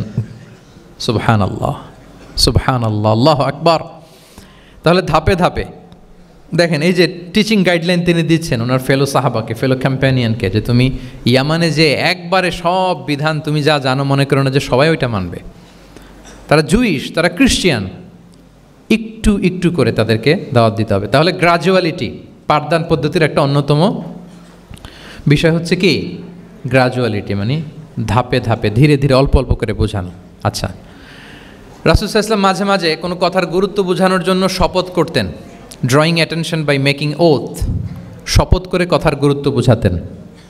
তিনি বলতেন, ওয়াল্লাহি ইন্নী লা আস্তাগফিরুল্লাহ ওয়া আতুবু ইলাইহি ফিল ইয়াউমি আকসারা মিন ৭০ মাররা। আল্লাহর শপথ, আমি নবী প্রতিদিন ৭০ বারেরও বেশি তওবা ইস্তেগফার করি। কয়বারেরও বেশি? ৭০ বার। এই কথাটার তাওবা ইস্তেগফারের গুরুত্ব বোঝাতে যেয়ে তিনি শুরুতে বলেছেন ওয়াল্লাহি, আল্লাহর শপথ। এরকম অনেক হাদিসে পাওয়া যায়, তিনি বলেছেন ওয়াল্লাযী নাফসু মুহাম্মাদিন বিয়াদিহি, ওই সত্তার শপথ যার হাতে মুহাম্মাদের আত্মা। আবার মাঝে মাঝে বলেছেন ওয়াল্লাযী নাফসি বিয়াদিহি, ওই সত্তার শপথ যার হাতে আমার আত্মা। এভাবে বলে তিনি কথা শুরু করেছেন। যখন তিনি এরকম শপথ করতেন, তখন কথার গুরুত্ব বোঝা যেত। কি বোঝা যেত? গুরুত্ব বোঝা যেত। তাহলে শপথ করে মাঝে মাঝে তিনি জিনিস বোঝাতেন। আচ্ছা, আমরা আমাদের বিভিন্ন প্রেজেন্টেশন বা লেকচার বোঝানোর জন্য অনেক মিনস ইউজ করি না? আল ওয়াসাইল তালিমিয়া, এটাও কিন্তু রাসূল সাল্লাল্লাহু আলাইহি ওয়াসাল্লাম করতেন। আমরা কি করি আমি তো জানি না, আপনাদের আইএসসিতে ক্লাসরুমগুলো কেমন? নিশ্চয়ই সেখানে বোর্ড আছে। কি আছে? হোয়াইট বোর্ড নাকি ডিজিটাল বোর্ড? আচ্ছা, ডিজিটাল বোর্ডে যাননি আপনারা, আস্তে আস্তে যাবেন। হোয়াইট বোর্ডে তো আছেন। হোয়াইট বোর্ডে কী দিয়ে লেখা হয়? মার্কার। আচ্ছা, প্রেজেন্টেশন স্লাইড মাঝে মাঝে ইউজ করেন না, বা টিচার করে কি না? তো সেটা কীভাবে করে? মাইক্রো প্রজেক্টর দিয়ে করে। এগুলো হচ্ছে আল ওয়াসাইল আচ্ছা আলিমিয়া। তো রাসূল সাল্লাল্লাহু আলাইহি ওয়াসাল্লামের সময় তো এই স্লাইডও ছিল না, ডিজিটাল বোর্ডও ছিল না, হোয়াইট বোর্ডও ছিল না, হ্যাঁ, মার্কার ছিল না, ওইরকম কিছু ছিল না। তো উনি কি ইউজ করতেন? উনিও চমৎকার চমৎকার কিছু মাধ্যম ইউজ করতেন, আপনারা শুনলে অবাক হবেন। আপনাদের মনোযোগ আছে তো সবার, না? আচ্ছা, আমরা দেখি যে উনি কি কি ইউজ করতেন। উনি অনেক ধরনের ভিজুয়াল ডেমনস্ট্রেশন করতেন। ভিজুয়াল ডেমনস্ট্রেশন মানে যেটা আপনি চোখ দিয়ে দেখে শিখে ফেলবেন, বুঝে যাবেন। হ্যাঁ, visual demonstration. Physical gesture use করে এটা করতেন। ফিজিক্যাল জেস্চার, অঙ্গভঙ্গি, বাংলা কি বলে? অঙ্গভঙ্গি। রাসূল সাল্লাল্লাহু আলাইহি ওয়াসাল্লাম, এটাতে তো আর কিছু আধুনিক বিজ্ঞান আইটি তো লাগতেছে না, কি বলেন? আমার হাত পা দিয়ে আমি একটা কিছু বোঝাচ্ছি। তো রাসূল সাল্লাল্লাহু আলাইহি ওয়াসাল্লাম কিন্তু এটা করতেন। একবার তিনি ইয়াতিমের রক্ষণাবেক্ষণ যারা করে তাদের মর্যাদা কত, ফজিলত কত, এটা বোঝাতে যে একবার তিনি বলতেছেন, আনা ওয়া কাফিলুল ইয়াতিমি ফিল জান্নাতি কাহাতাইন, আমি এবং এতিমের রক্ষণাবেক্ষণকারী জান্নাতে ঠিক এইভাবে থাকবো। এইভাবে থাকবো মানে খুব কাছাকাছি থাকবো। He will be my neighbour, very close neighbour. এবং বোঝাতে যে এই যে উস্তা আর সাব বাবা, দুই আঙ্গুল এভাবে, এই আঙ্গুল থেকে এই আঙ্গুলের দূরত্ব কতটুকু?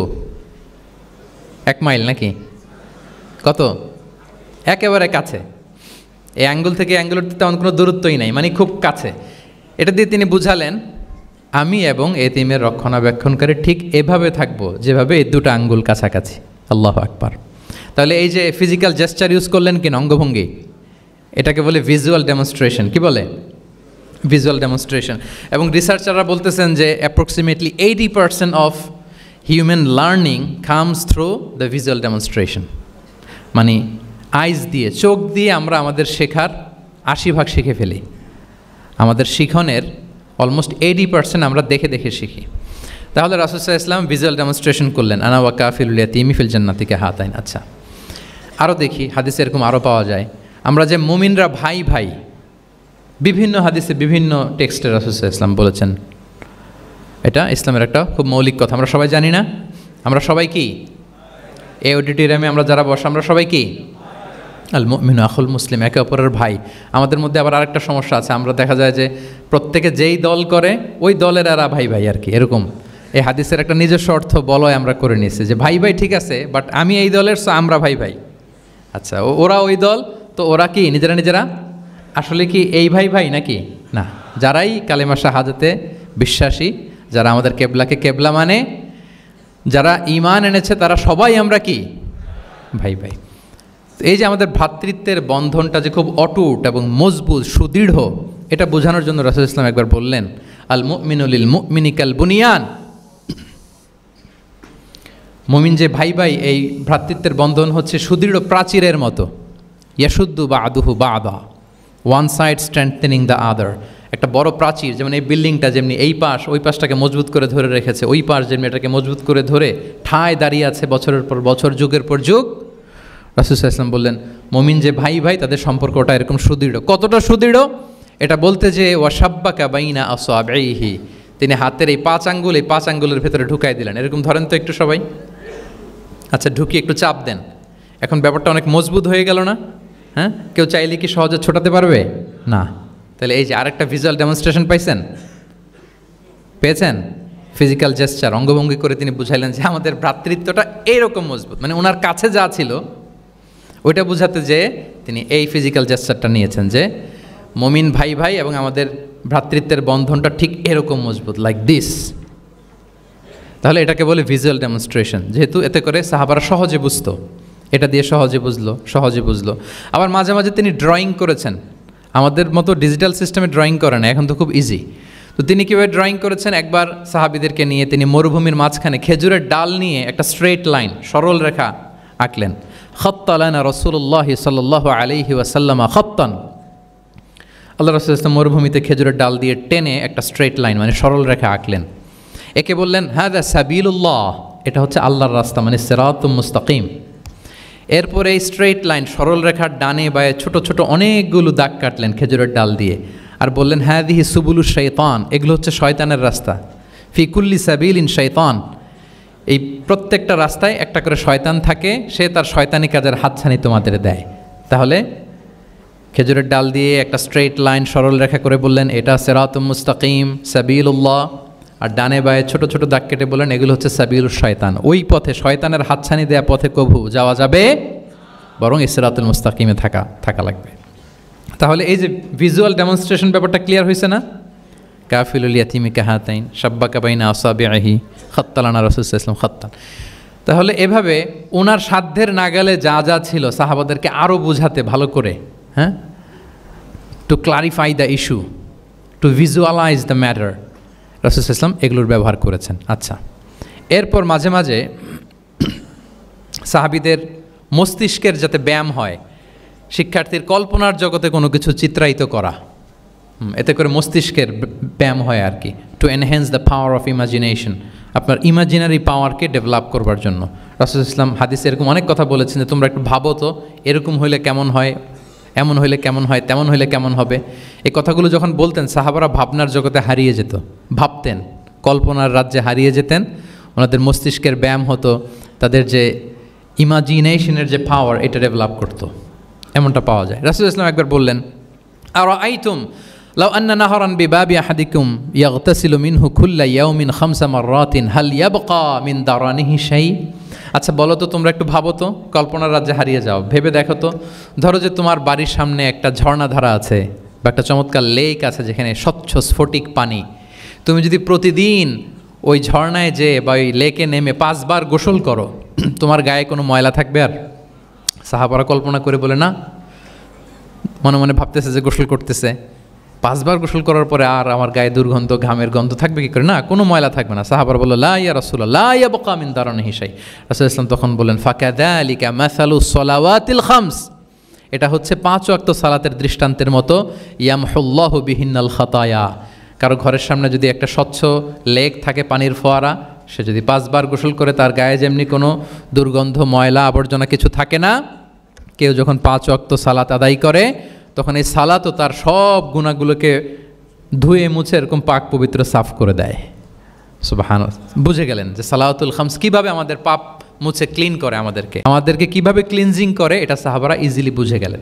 তাহলে ভেবে দেখো তো, চিন্তা করো তো, এটা বলে বেসিকলি দ্য পাওয়ার অফ ইমাজিনেশনকে রাসূলুল্লাহ ইসলাম ইনহ্যান্স করার চেষ্টা করলেন। এভাবেও সাহাবাদেরকে তিনি মাঝে মাঝে বুঝাতেন। আচ্ছা, রাসূলুল্লাহ ইসলাম মাঝে মাঝে দেখা যায় যে বিভিন্ন ম্যাটাফোর, সহজ করে বুঝাতে যে রূপক অর্থবোধক শব্দের প্রয়োগ করতেন, মাজাজ বা ইস্তেআরা।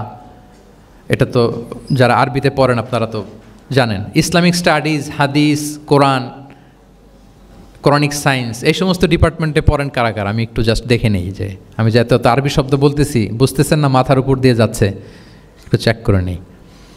আপনারা হচ্ছেন ইসলামিক স্টাডিজ, কোরআন, সুন্নাতে। আচ্ছা, আর বাকিরা সবাই কনভেনশনাল ফ্যাকাল্টিজ। ঠিক আছে, বোঝার কথা, কারণ মাঝে মাঝে তো আমি কিছু ইংরেজিও বলতেছি, বাংলায় অর্থ করে দিচ্ছি।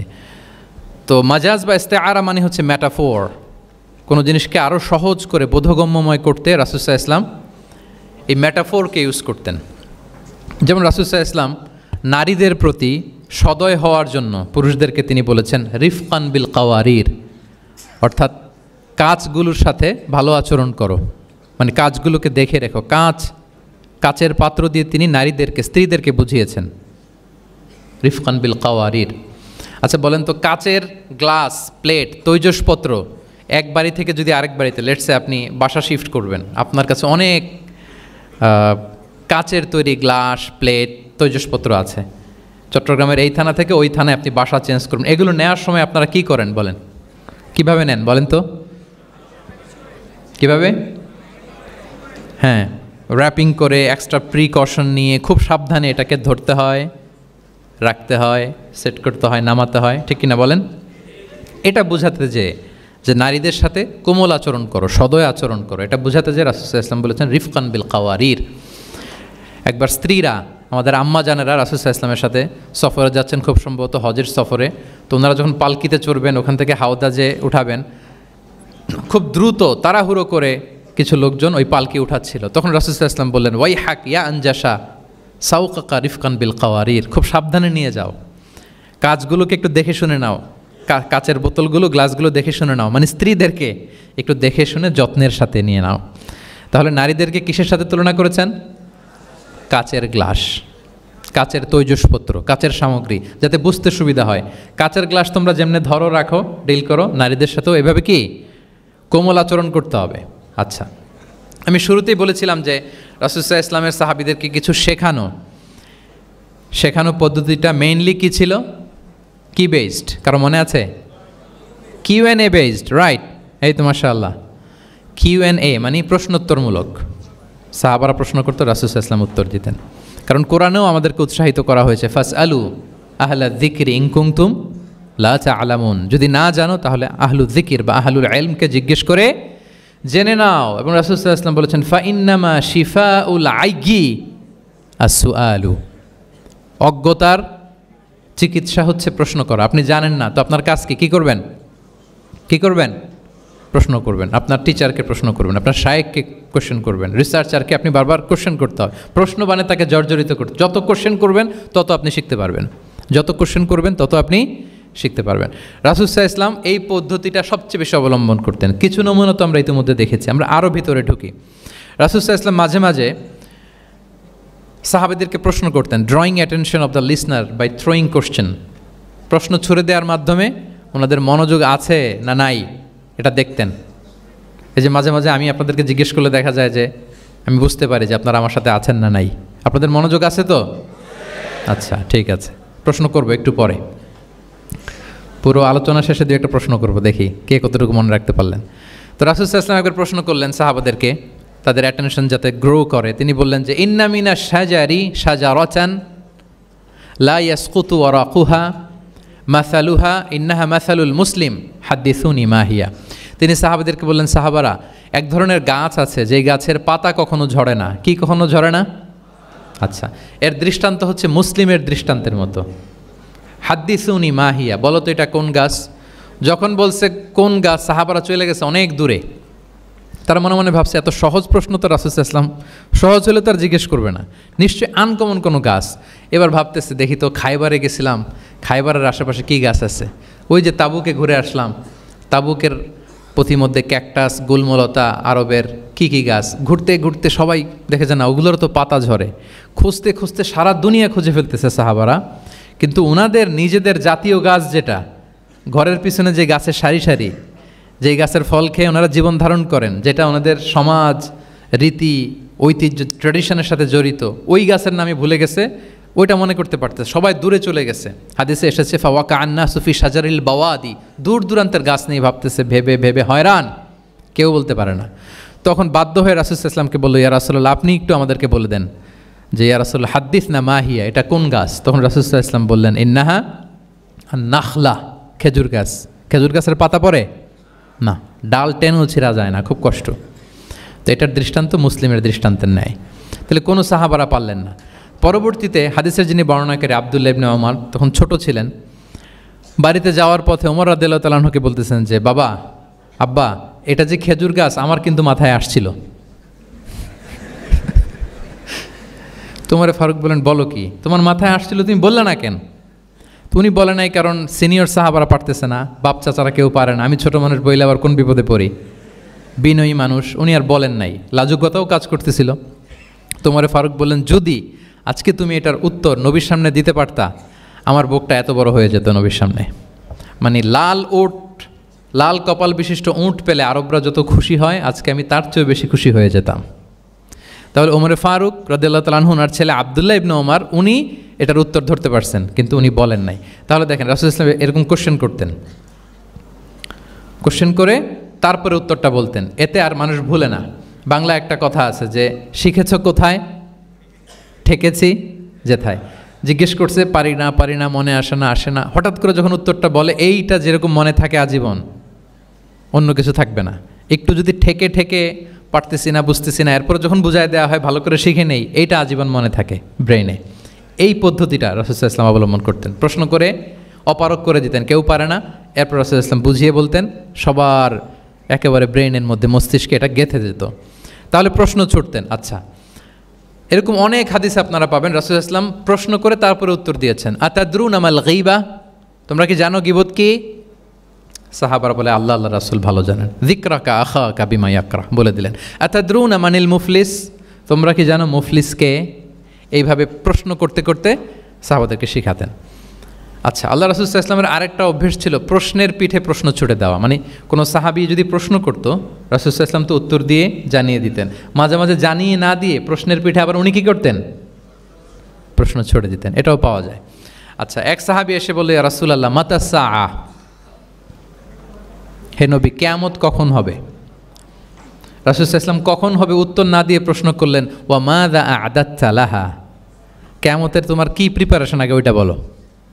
কিয়ামত কবে হবে জানার জন্য এত ব্যতিব্যস্ত, আগে বলো হোয়াটস ইউর প্রিপারেশন ফর কিয়ামা, তোমার কি প্রস্তুতি। তাইলে আরেকটা প্রশ্ন, প্রশ্নের বিপরীতে উনি উত্তর না দিয়ে উনি আবার কি করলেন? সবাই বলুন তো, উনি আবার কি করলেন? উনি নিজে আবার প্রশ্ন করলেন। তুমি জিজ্ঞেস করলে কিয়ামত কবে, তুমি বলো কিয়ামতের প্রিপারেশন কী নিচ্ছ বলো। তো সে বলে যে লা শাই ইয়া রাসূলুল্লাহ, আমার কোনো প্রিপারেশন নাই, ইল্লা আন্নী উহিব্বুল্লাহ ওয়া রাসূলা, শুধু একটা জিনিসই আছে যে আমি আল্লাহ এবং আল্লাহর রাসূলকে ভালোবাসি। রাসূল সাল্লাল্লাহু আলাইহি ওয়াসাল্লাম বললেন, আনতা মা আমান আহবাবতা, তুমি যাদেরকে ভালোবাসো তাদের সাথেই জান্নাতে থাকবে। আল্লাহ আল্লাহ রাসূলকে ভালোবাসো, তাদের সাথে তুমি কই থাকবে? জান্নাতে থাকবে। তাহলে প্রশ্নের পিঠে প্রশ্ন ছুড়ে দেওয়া। এরপর একই প্রশ্নের জবাবে ভিন্ন ভিন্ন জনকে ভিন্ন ভিন্ন উত্তর দিয়েছেন রাসূল সাল্লাল্লাহু আলাইহি ওয়াসাল্লাম। এটাকে এডুকেশনের ভাষায় বলে পার্সোনালাইজেশন। কি বলে? মানে যার যেটা লাগবে। শিক্ষক ভালো বুঝে, কয়েকটা ক্লাস নিলে উনি বুঝে ফেলে যে কার রিসিভিং ক্যাপাসিটি কতদূর, কার কোনটাতে ঘাটতি, কার কোনটাতে সমস্যা। একজন আদর্শ শিক্ষক, একজন চৌকস শিক্ষক, তিনি খুব সহজে এটা ধরে ফেলেন। তো রাসূল সাল্লাল্লাহু আলাইহি ওয়াসাল্লাম he was a very good observer. তিনি বুঝে ফেলতেন যে কার কোনটায় ঘাটতি, ফলে একই প্রশ্নের উত্তর উনি এক একজনকে এক একভাবে দিতেন। কেন? Based on the need of the addressee, যার যেটা দরকার ওইটার উপর গুরুত্ব আরোপ করে, যার যেটাতে ঘাটতি আছে সেটাতে গুরুত্ব আরোপ করে তিনি এক একজনকে কী করতেন? এক এক রকম উত্তর। অনেক সাহাবারা এরকম প্রশ্ন করেছেন যে আইয়ুল আমালি আফদাল ইয়া রাসূলুল্লাহ, সবচেয়ে শ্রেষ্ঠ আমল কোনটা? তিনি এক একজনকে এক একটা বলেছেন। কখনো বলেছেন যে আল্লাহর উপর ঈমান আনা, আল ঈমানু বিল্লাহি ওয়াহদা।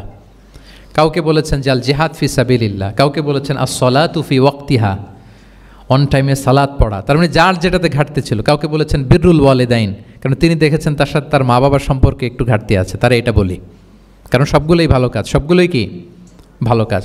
তাহলে যার যেটাতে ঘাটতি আছে সেটাতে গুরুত্ব আরোপ করা, এটা রাসূল সাল্লাল্লাহু আলাইহি ওয়াসাল্লাম করেছেন।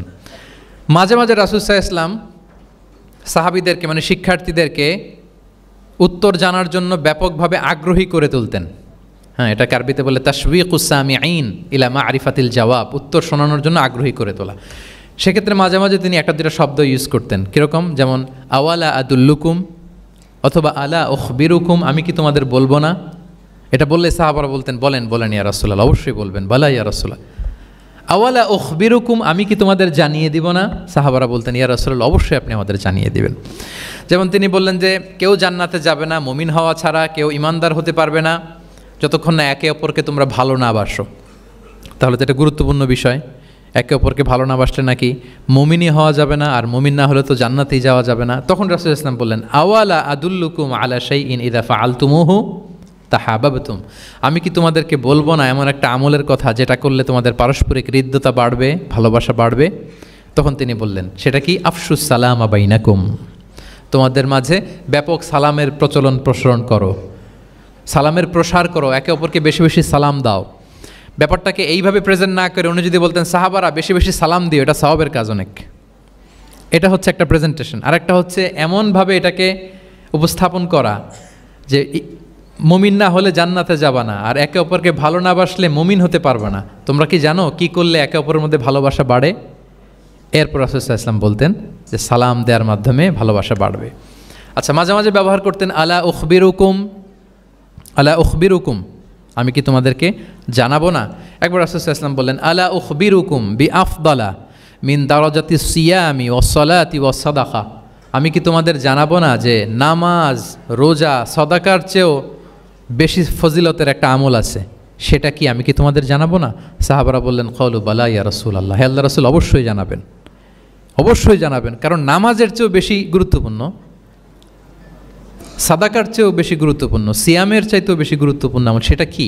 তখন রাসূল সাল্লাল্লাহু আলাইহি ওয়াসাল্লাম বললেন সেটা হচ্ছে ইসলাহু যাতিল বাইন, বিবাদমান দুই গ্রুপকে মিলিয়ে দেয়া।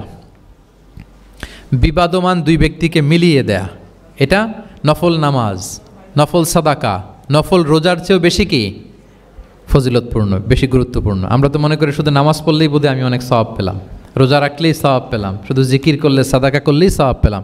কিন্তু রাসূল সাল্লাল্লাহু আলাইহি ওয়াসাল্লাম বলেন যে দুইজনের মধ্যে একটু মনোমালিন্য তুমি মিলিয়ে দাও, এটা এর চেয়েও বেশি সওয়াবের। আল্লাহু আকবার। দুই গোষ্ঠীর মধ্যে দীর্ঘদিনের ঝগড়া মিলিয়ে দাও, এটা এর চেয়েও বেশি সওয়াবপূর্ণ। রাসূল সাল্লাল্লাহু আলাইহি ওয়াসাল্লাম মক্কা থেকে মদিনায় যেয়ে কী করেছেন? আউস এবং খাজরাজের দীর্ঘদিনের যুদ্ধ 1 ঘন্টার মধ্যে কি settle down. He was a very good mediator and arbitrator. চমৎকার মধ্যস্থতা করতে জানতেন তিনি। তাহলে এইভাবে উত্তর জানার জন্য শিক্ষার্থীদেরকে আগ্রহী করে তুলতেন। আচ্ছা, আরেকটা পদ্ধতি ছিল অবজারভেশন অ্যান্ড কারেকশন। রাসূল সাল্লাল্লাহু আলাইহি ওয়াসাল্লাম, আমি আলোচনার শুরুতেই বলেছি, হি was a very good observer. চমৎকার পর্যবেক্ষণ করতেন এবং সংশোধন দিতেন। কে কি করছেন এটা খেয়াল রাখতেন, মানে চোখ কান খোলা রাখতেন। বাংলায় আমরা কি বলি? বাংলায় কি বলা হয় এটাকে? চোখ কান খোলা রাখা। মসজিদে নববীতে এরকম ভুরি ভুরি পাবেন যে রাসূল সাল্লাল্লাহু আলাইহি ওয়াসাল্লাম কে কী করতেছে অবজার্ভ করতেছে, ওইটার উপর বেস করে তাকে নাসিহা করতেছে। একটা বিখ্যাত হাদিস তো আপনারা জানেন, রাসূল সাল্লাল্লাহু আলাইহি ওয়াসাল্লাম বসা, এক বেদুইন আসলো, এসে তার উটটা মসজিদে নববীতে বাঁধলো, বেদে 2 রাকাত নামাজ পড়লো, নামাজ পড়ে হাত তুলে আল্লাহর কাছে দোয়া করে, ইয়া আল্লাহ আল্লাহুম্মা রহামনি ওয়া মুহাম্মাদা ওয়ালা তারহাম মা'ানা আহাদা। মানে ও আল্লাহ, তুমি শুধু আমারে রহম করো আর মুহাম্মদ সাল্লাল্লাহু আলাইহি ওয়াসাল্লামের রহম করো, আমাদের দুজনের সাথে আর কাউরে রহম করো না তুমি। বেদুইন তো কি, বেদুইন, মরুপল্লীতে বসবাস। আদাবুদ দোয়া, দ্য এটিকেটস অফ দোয়া, দোয়ার যে একটা আদব আছে, অন্যের জন্য দোয়া করলে যেটা নিজের লাভ, এগুলো তো জানে না। আল্লাহ তুমি আমারে মাফ করো, মুহাম্মদ সাল্লাল্লাহু আলাইহি ওয়াসাল্লামকে মাফ করো, আমাদের ছাড়া আর কাউরে মাফ করো না, কাউরে রহম করো না। তো এটা রাসূল সাল্লাল্লাহু আলাইহি ওয়াসাল্লাম দূর থেকে বসে বসে অবজার্ভ করছেন আর বললেন, হায় রে, লোকটা একটা প্রশস্ত জিনিসকে সংকীর্ণ বানায় ফেললো। গোটা বিশ্বের সবাইকে যদি আল্লাহ ক্ষমা করে, রহম করে, আল্লাহর রহমের দরিয়ায় কোনো ঘাটতি হবে বলেন তো? হবে? একটা প্রশস্ত বিষয়কে সে সংকীর্ণ করে ফেললো। এরপর কতটা সে বেদুইন কি প্রকৃতির ছিল দেখেন। দোয়া টোয়া শেষে মসজিদে নববীর মাঝখানে বসে পেশাব করা আরম্ভ করছে। বিখ্যাত হাদিস জানেন, সবাই মারতে গেল, রাসূল সাল্লাল্লাহু আলাইহি ওয়াসাল্লাম থামালেন, বললেন পানি ঢেলে দাও, আর তাকে ডেকে বললেন, দেখো তুমি যে এখানে এই কাজটা করলা, প্রস্রাব করলা, এটা আমাদের এই মদিনার কমিউনিটির এবাদতগাহ। এখানে এই কমিউনিটির লোকেরা নামাজ পড়ে, আল্লাহর জিকির করে, আল্লাহর কিতাব তেলাওয়াত করে, এটা কি ঠিক হলো তোমার? সে তো লজ্জায় অনুতপ্ত হয়ে কাচুমাচু। তাহলে এই যে অবজারভেশন করতেন এবং কারেকশন করতেন। আবার একদিন মসজিদে নববীতে বসা এক সাহাবী এসে নামাজ পড়লেন। নামাজ রাসূল সাল্লাল্লাহু আলাইহি ওয়াসাল্লাম দূর থেকে দেখতেছেন লোকটা কি করে। নামাজ পড়লো 2 রাকাত, পরে এসে নবীকে সালাম দিল। রাসূল সাল্লাল্লাহু আলাইহি ওয়াসাল্লাম সালামের উত্তর দিয়ে বললেন, ইরজি' ফাসাল্লি ফাইন্নাকা লাম তুসাল্লি, যাও আবার পড়ো, কারণ তুমি নামাজ পড়ো নাই, মানে নামাজটা ঠিক মতো হয় নাই। ইউ ডিডন্ট অফার ইউর সালাহ in a correct way, proper manner. ওই সাহাবী যে আবার 2 রাকাত পরে আসলেন, রাসূল সাল্লাল্লাহু আলাইহি ওয়াসাল্লাম একই কথা বললেন, ইরজি' সল্লি ফাইন্নাকা লাম তুসাল্লি, হয়নি নামাজ, আবার পড়ো। আবার পরে আসলেন, আবারও একই কথা।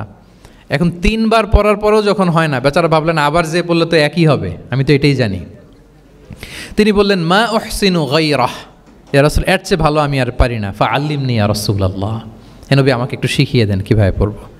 রাসূল সাল্লাল্লাহু আলাইহি ওয়াসাল্লাম বললেন, যখন নামাজে দাঁড়াবে, আল্লাহু আকবার বলে দাঁড়াবে, এরপর কোরআন থেকে যা সহজ লাগে পড়বে, তাড়াহুড়ো করবে না।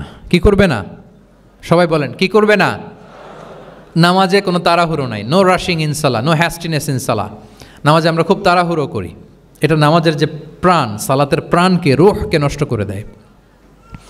যখন রুকুতে যাবে, স্ট্রেইট ফরওয়ার্ড রুকু করবে, হাত্তা তাতমা ইন্না রাকিআন। রাসূল সাল্লাল্লাহু আলাইহি ওয়াসাল্লামের রুকুর পিঠটা ছিল একেবারে স্ট্রেইট, এই টেবিলটা যেরকম স্ট্রেইট, এরকম স্ট্রেইট। লাউ সাব্বা আলাইহিল মা লাস্তাকার, পানি ভর্তি একটা বোতল যদি রাসূল সাল্লাল্লাহু আলাইহি ওয়াসাল্লামের রুকু দেয়া পিঠের উপর রাখতো, পানিটাও পড়তো না, বোতলটাও পড়তো না, স্ট্রেইট। এরকম উদাহরণ দিয়ে সাহাবারা বলতেন যে এত স্ট্রেইট রুকুর পিঠ যে পানি ভর্তি গ্লাস রাখলে পানিটাও কাঁপবে না, বোতলটাও পড়বে না। রাসূল সাল্লাল্লাহু আলাইহি ওয়াসাল্লাম বলতেন, সবচেয়ে বড় চোর যারা নামাজে চুরি করে। সাহাবারা বললেন, এটা আবার কিভাবে? তিনি বললেন, লা ইউতিম্মু রুকুআহু ওয়া সুজুদাহ, তারা নামাজের চোর যারা রুকু সেজদা ঠিক মতো করে না। তো বললেন যে রুকু থেকে আবার স্ট্রেট হয়ে দাঁড়াবে, যখন সিজদায় যাবে ইতমিনানের সাথে, উইথ রিল্যাক্সেশন। নামাজের মধ্যে কি থাকবে? রিল্যাক্সেশন থাকবে। কি থাকবে বলেন? হ্যাঁ, রিল্যাক্সেশন থাকবে। যখন বললেন যে এই 1 রাকাত যেমনি তোমাকে শিখালাম সব নামাজ তুমি এইভাবে পড়বা উইথ রিল্যাক্সেশন, নো রাশিং, তখন সাহাবী শিখে গেলেন। তাহলে এই যে অবজারভেশন অ্যান্ড কারেকশন, দেখতেন হোয়াটস গোয়িং অন অ্যারাউন্ড, কী হচ্ছে, ভুল হলেই শুধরে দিতেন। হজের দিন উনি ওটের সামনে বসা, পেছনে ফদল ইবনে আব্বাস রাদিয়াল্লাহু তাআলা আনহু, আব্দুল্লাহ ইবনে আব্বাসের ভাই, রাসূল সাল্লাল্লাহু আলাইহি ওয়াসাল্লামের কাজিন, রাসূল সাল্লাল্লাহু আলাইহি ওয়াসাল্লামের কি কাজিন। তো রাসূল সাল্লাল্লাহু আলাইহি ওয়াসাল্লাম বিভিন্ন মাসআলার উত্তর দিচ্ছেন। কি করতেছেন? মাসআলার উত্তর দিচ্ছেন। রাসূল সাল্লাল্লাহু আলাইহি ওয়াসাল্লাম হজ করেছিলেন কয়টা বলেন তো দেখি, কে জানে? হ্যাঁ, মাত্র একটা করছে। ঠিকঠাক আছে তো উত্তর? সবাই বলেন কয়টা হজ করেছিলেন? হ্যাঁ, আসলে রাসূল সাল্লাল্লাহু আলাইহি ওয়াসাল্লাম কেবলমাত্র জীবনে কয়টা হজ করেছেন? একটা হজ করেছেন, 4টা উমরা করেছেন। আচ্ছা, এবার যেহেতু একটা হজ করেছেন, মানুষের অনেক ভুল হয়ে যাওয়া তো খুব স্বাভাবিক, কি বলেন? স্বাভাবিক না? স্বাভাবিক। ফলে 10 জিলহজ, যেটা ভেরি হ্যাকটিক ডে, একদিনে অনেক কাজ করতে হয়, 5টা কাজ।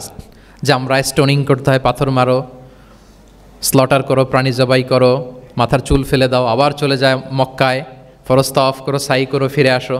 তো এই যে 5টার সিকোয়েন্স অনেকে রাখতে পারে না, ভুল করে ফেলে। এখন 1400 বছর পরে মুআল্লিমরা এত তালিমের পরেও আমরা ভুল করে ফেলি। তাহলে ওই সময় কি হয়েছিল বলেন? ওটা ছিল প্রথম হজ। তো রাসূল সাল্লাল্লাহু আলাইহি ওয়াসাল্লাম জানেন আজকে তো অনেক ভুল করবে, তিনি আকাবা, মিনার পাশে আকাবার এখানে হেল্পলাইন সার্ভিস চালু করছেন, মানে নিজে দাঁড়ায় আছেন, দেখি কার কি ভুল হয় জিজ্ঞেস করলে মাসালা বলে দেব। সুবহানাল্লাহ।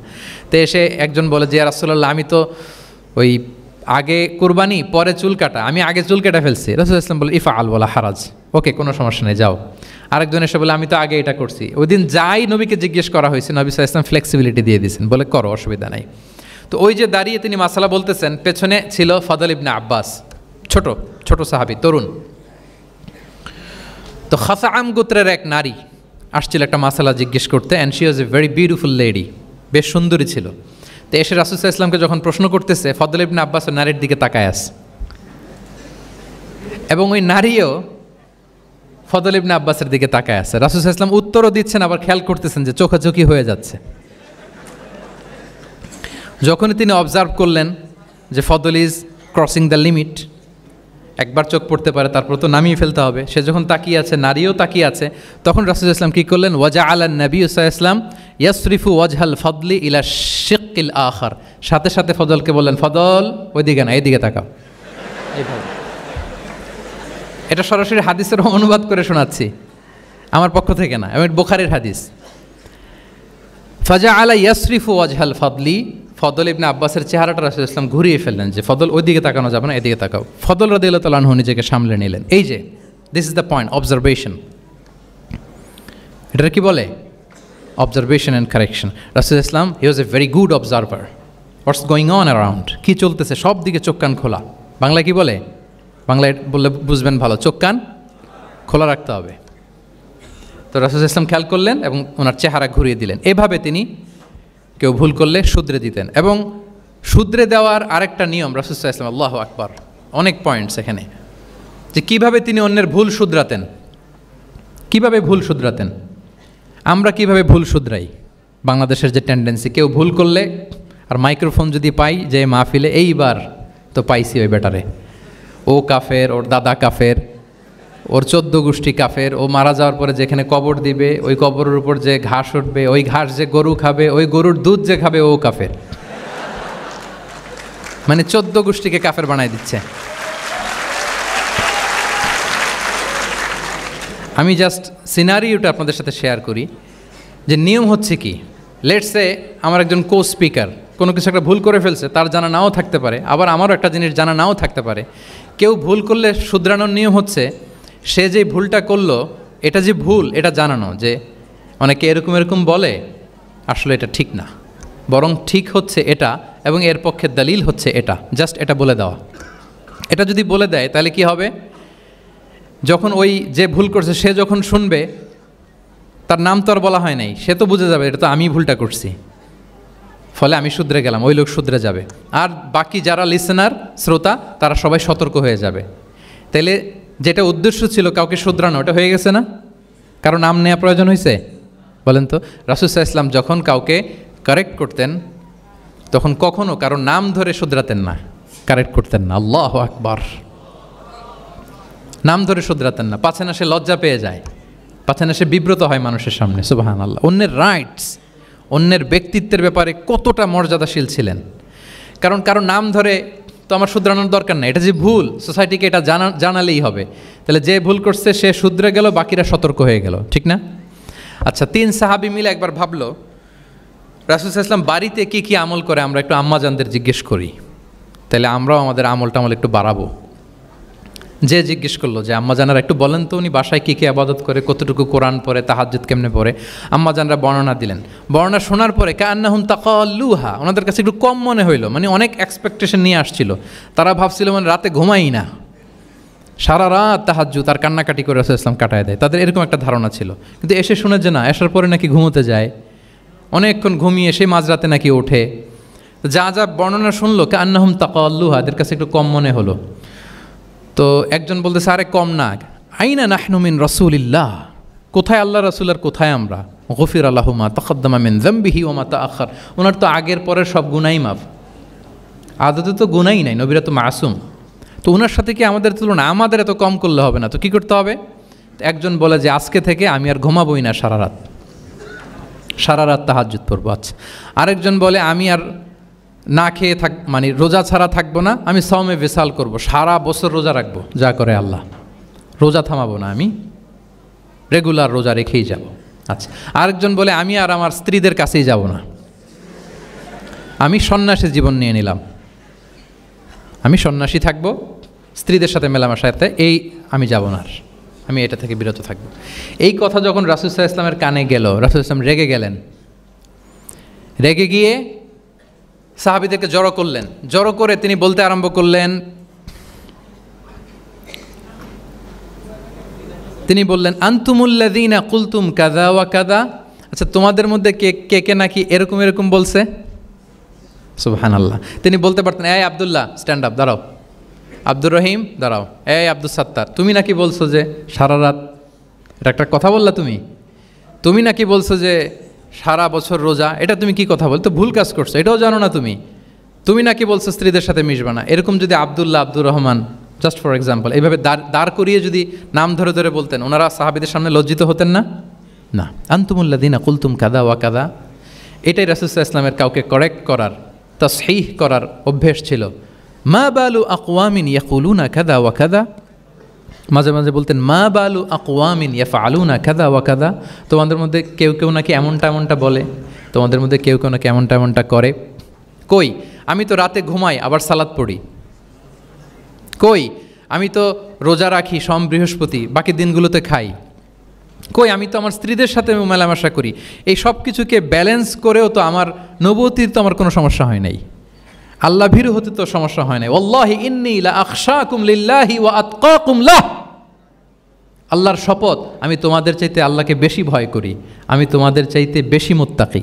তারপরেও এরকম ব্যালেন্সড লাইফ লিড করাতে আমার তো কোনো সমস্যা হয় নাই, তোমাদের কেন সমস্যা হলো, তোমরা এটা কোথায় পেলে? ফামান রাগিবা আন সুন্নতি ফালাইসা মিন্নি, জেনে রাখো আমি যে স্ট্যান্ডার্ড ঠিক করে দিয়েছি এটাই সর্বশ্রেষ্ঠ ইবাদত, এর বাইরে যে কেউ যদি কিছু করে আমার সুন্নতের বাইরে, সে আমার দলভুক্ত হতে পারবে।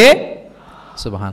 এরকম যখন ধমক দিয়ে শাসিয়ে দিলেন, যেই 3 জন সাহাবী এই কথা বলছিল ওনারা তো শুধরে গেলেন, ওনারা তো টের পাচ্ছেন যে এগুলো আমাদের কি বলতেছে, ওনারা টের পাচ্ছেন না, শুধরে গেলেন, আর বাকিরা সতর্ক হয়ে গেলেন।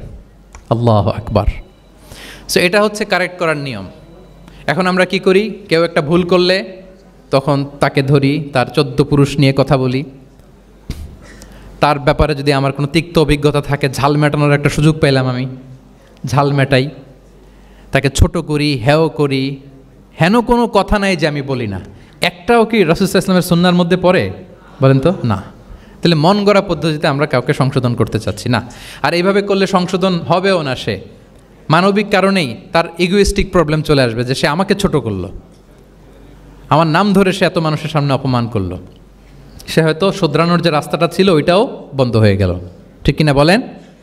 তাহলে রাসূল সাল্লাল্লাহু আলাইহি ওয়াসাল্লাম এভাবে শুধরাতেন। আর তামিম ফি তাসওয়িবিল আখতা, কারো ভুল শুধরাতে গেলে ইন জেনারেলি শুধরাতেন, যাদের শুধরানোর তারা শুধরে যেত, বাকিরা সতর্ক হয়ে যেত। আচ্ছা, আরেকটা পদ্ধতি ছিল ক্লিয়ার মিসকনসেপশন, কারো মিসকনসেপশন থাকলে রাসূল সাল্লাল্লাহু আলাইহি ওয়াসাল্লাম এটা ক্লিয়ার করে দিতেন। এক সাহাবী মনে করতেন ভালো জামা পরলে বুঝি অহংকার হয়। তিনি খুব সুন্দর ছিলেন দেখতে, খুব ভালো পোশাক পরিচ্ছদ পরতে পছন্দ করতেন। তিনি একবার বললেন, ইয়া রাসূলুল্লাহ, ভালো পোশাক পরলে কি অহংকার হয়? রাসূল সাল্লাল্লাহু আলাইহি ওয়াসাল্লাম বললেন, না। ইয়া রাসূলুল্লাহ, আমি ভালো জুতা পরতে পছন্দ করি, এটা কি অহংকার হয়? না, এটা অহংকার হয় না।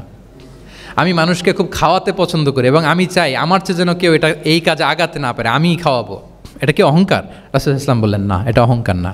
অহংকার হচ্ছে আল কিবরু বাতারুল হাক্কি ওয়া গামতুন নাস।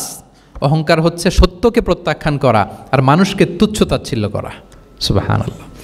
তাহলে এই যে মিসকনসেপশন, সে ভাবছে ভালো পোশাক পরলে এটা অহংকার হয়ে যায়, ভালো জামা পরলে অহংকার হয়ে যায়, এগুলো তো অহংকার হয় না, বরং অহংকার হয় সত্যকে প্রত্যাখ্যান করলে আর মানুষকে তুচ্ছ-তাচ্ছিল্য করলে। তাহলে এই জাতীয় মিসকনসেপশন ইন দ্য সোসাইটি, এটাকে তিনি ক্লিয়ার করে দিতেন। আচ্ছা, প্র্যাকটিক্যালি শেখানোর চেষ্টা করতেন। কি করতেন? প্র্যাকটিক্যালি। আচ্ছা, আর কয়েক মিনিটের মধ্যে আমরা শেষ করে দেব। যেটাকে প্রায়োগিক শিক্ষা, ব্যবহারিক শিক্ষা, অজু করে দেখাতেন, এইভাবে অজু করতে হয়। সালাত পড়ে দেখাতেন, সল্লু কামা রাআইতুমুনি উসাল্লি। সালাত তো হচ্ছে আল আমাল আল মুতাওয়ারাস, এই উম্মার অবিচ্ছিন্ন কর্মধারা। সালাত জিবরিল আলাইহিস সালামকে শিখিয়েছেন আল্লাহ, রাসূল সাল্লাল্লাহু আলাইহি ওয়াসাল্লামকে শিখিয়েছেন জিবরিল আলাইহিস সালাম, রাসূল সাল্লাল্লাহু আলাইহি ওয়াসাল্লাম শিখিয়েছেন সাহাবীদেরকে। এইভাবে অবিচ্ছিন্ন কর্মধারা, আরবিতে বলে আল আমাল আল মুতাওয়ারাস।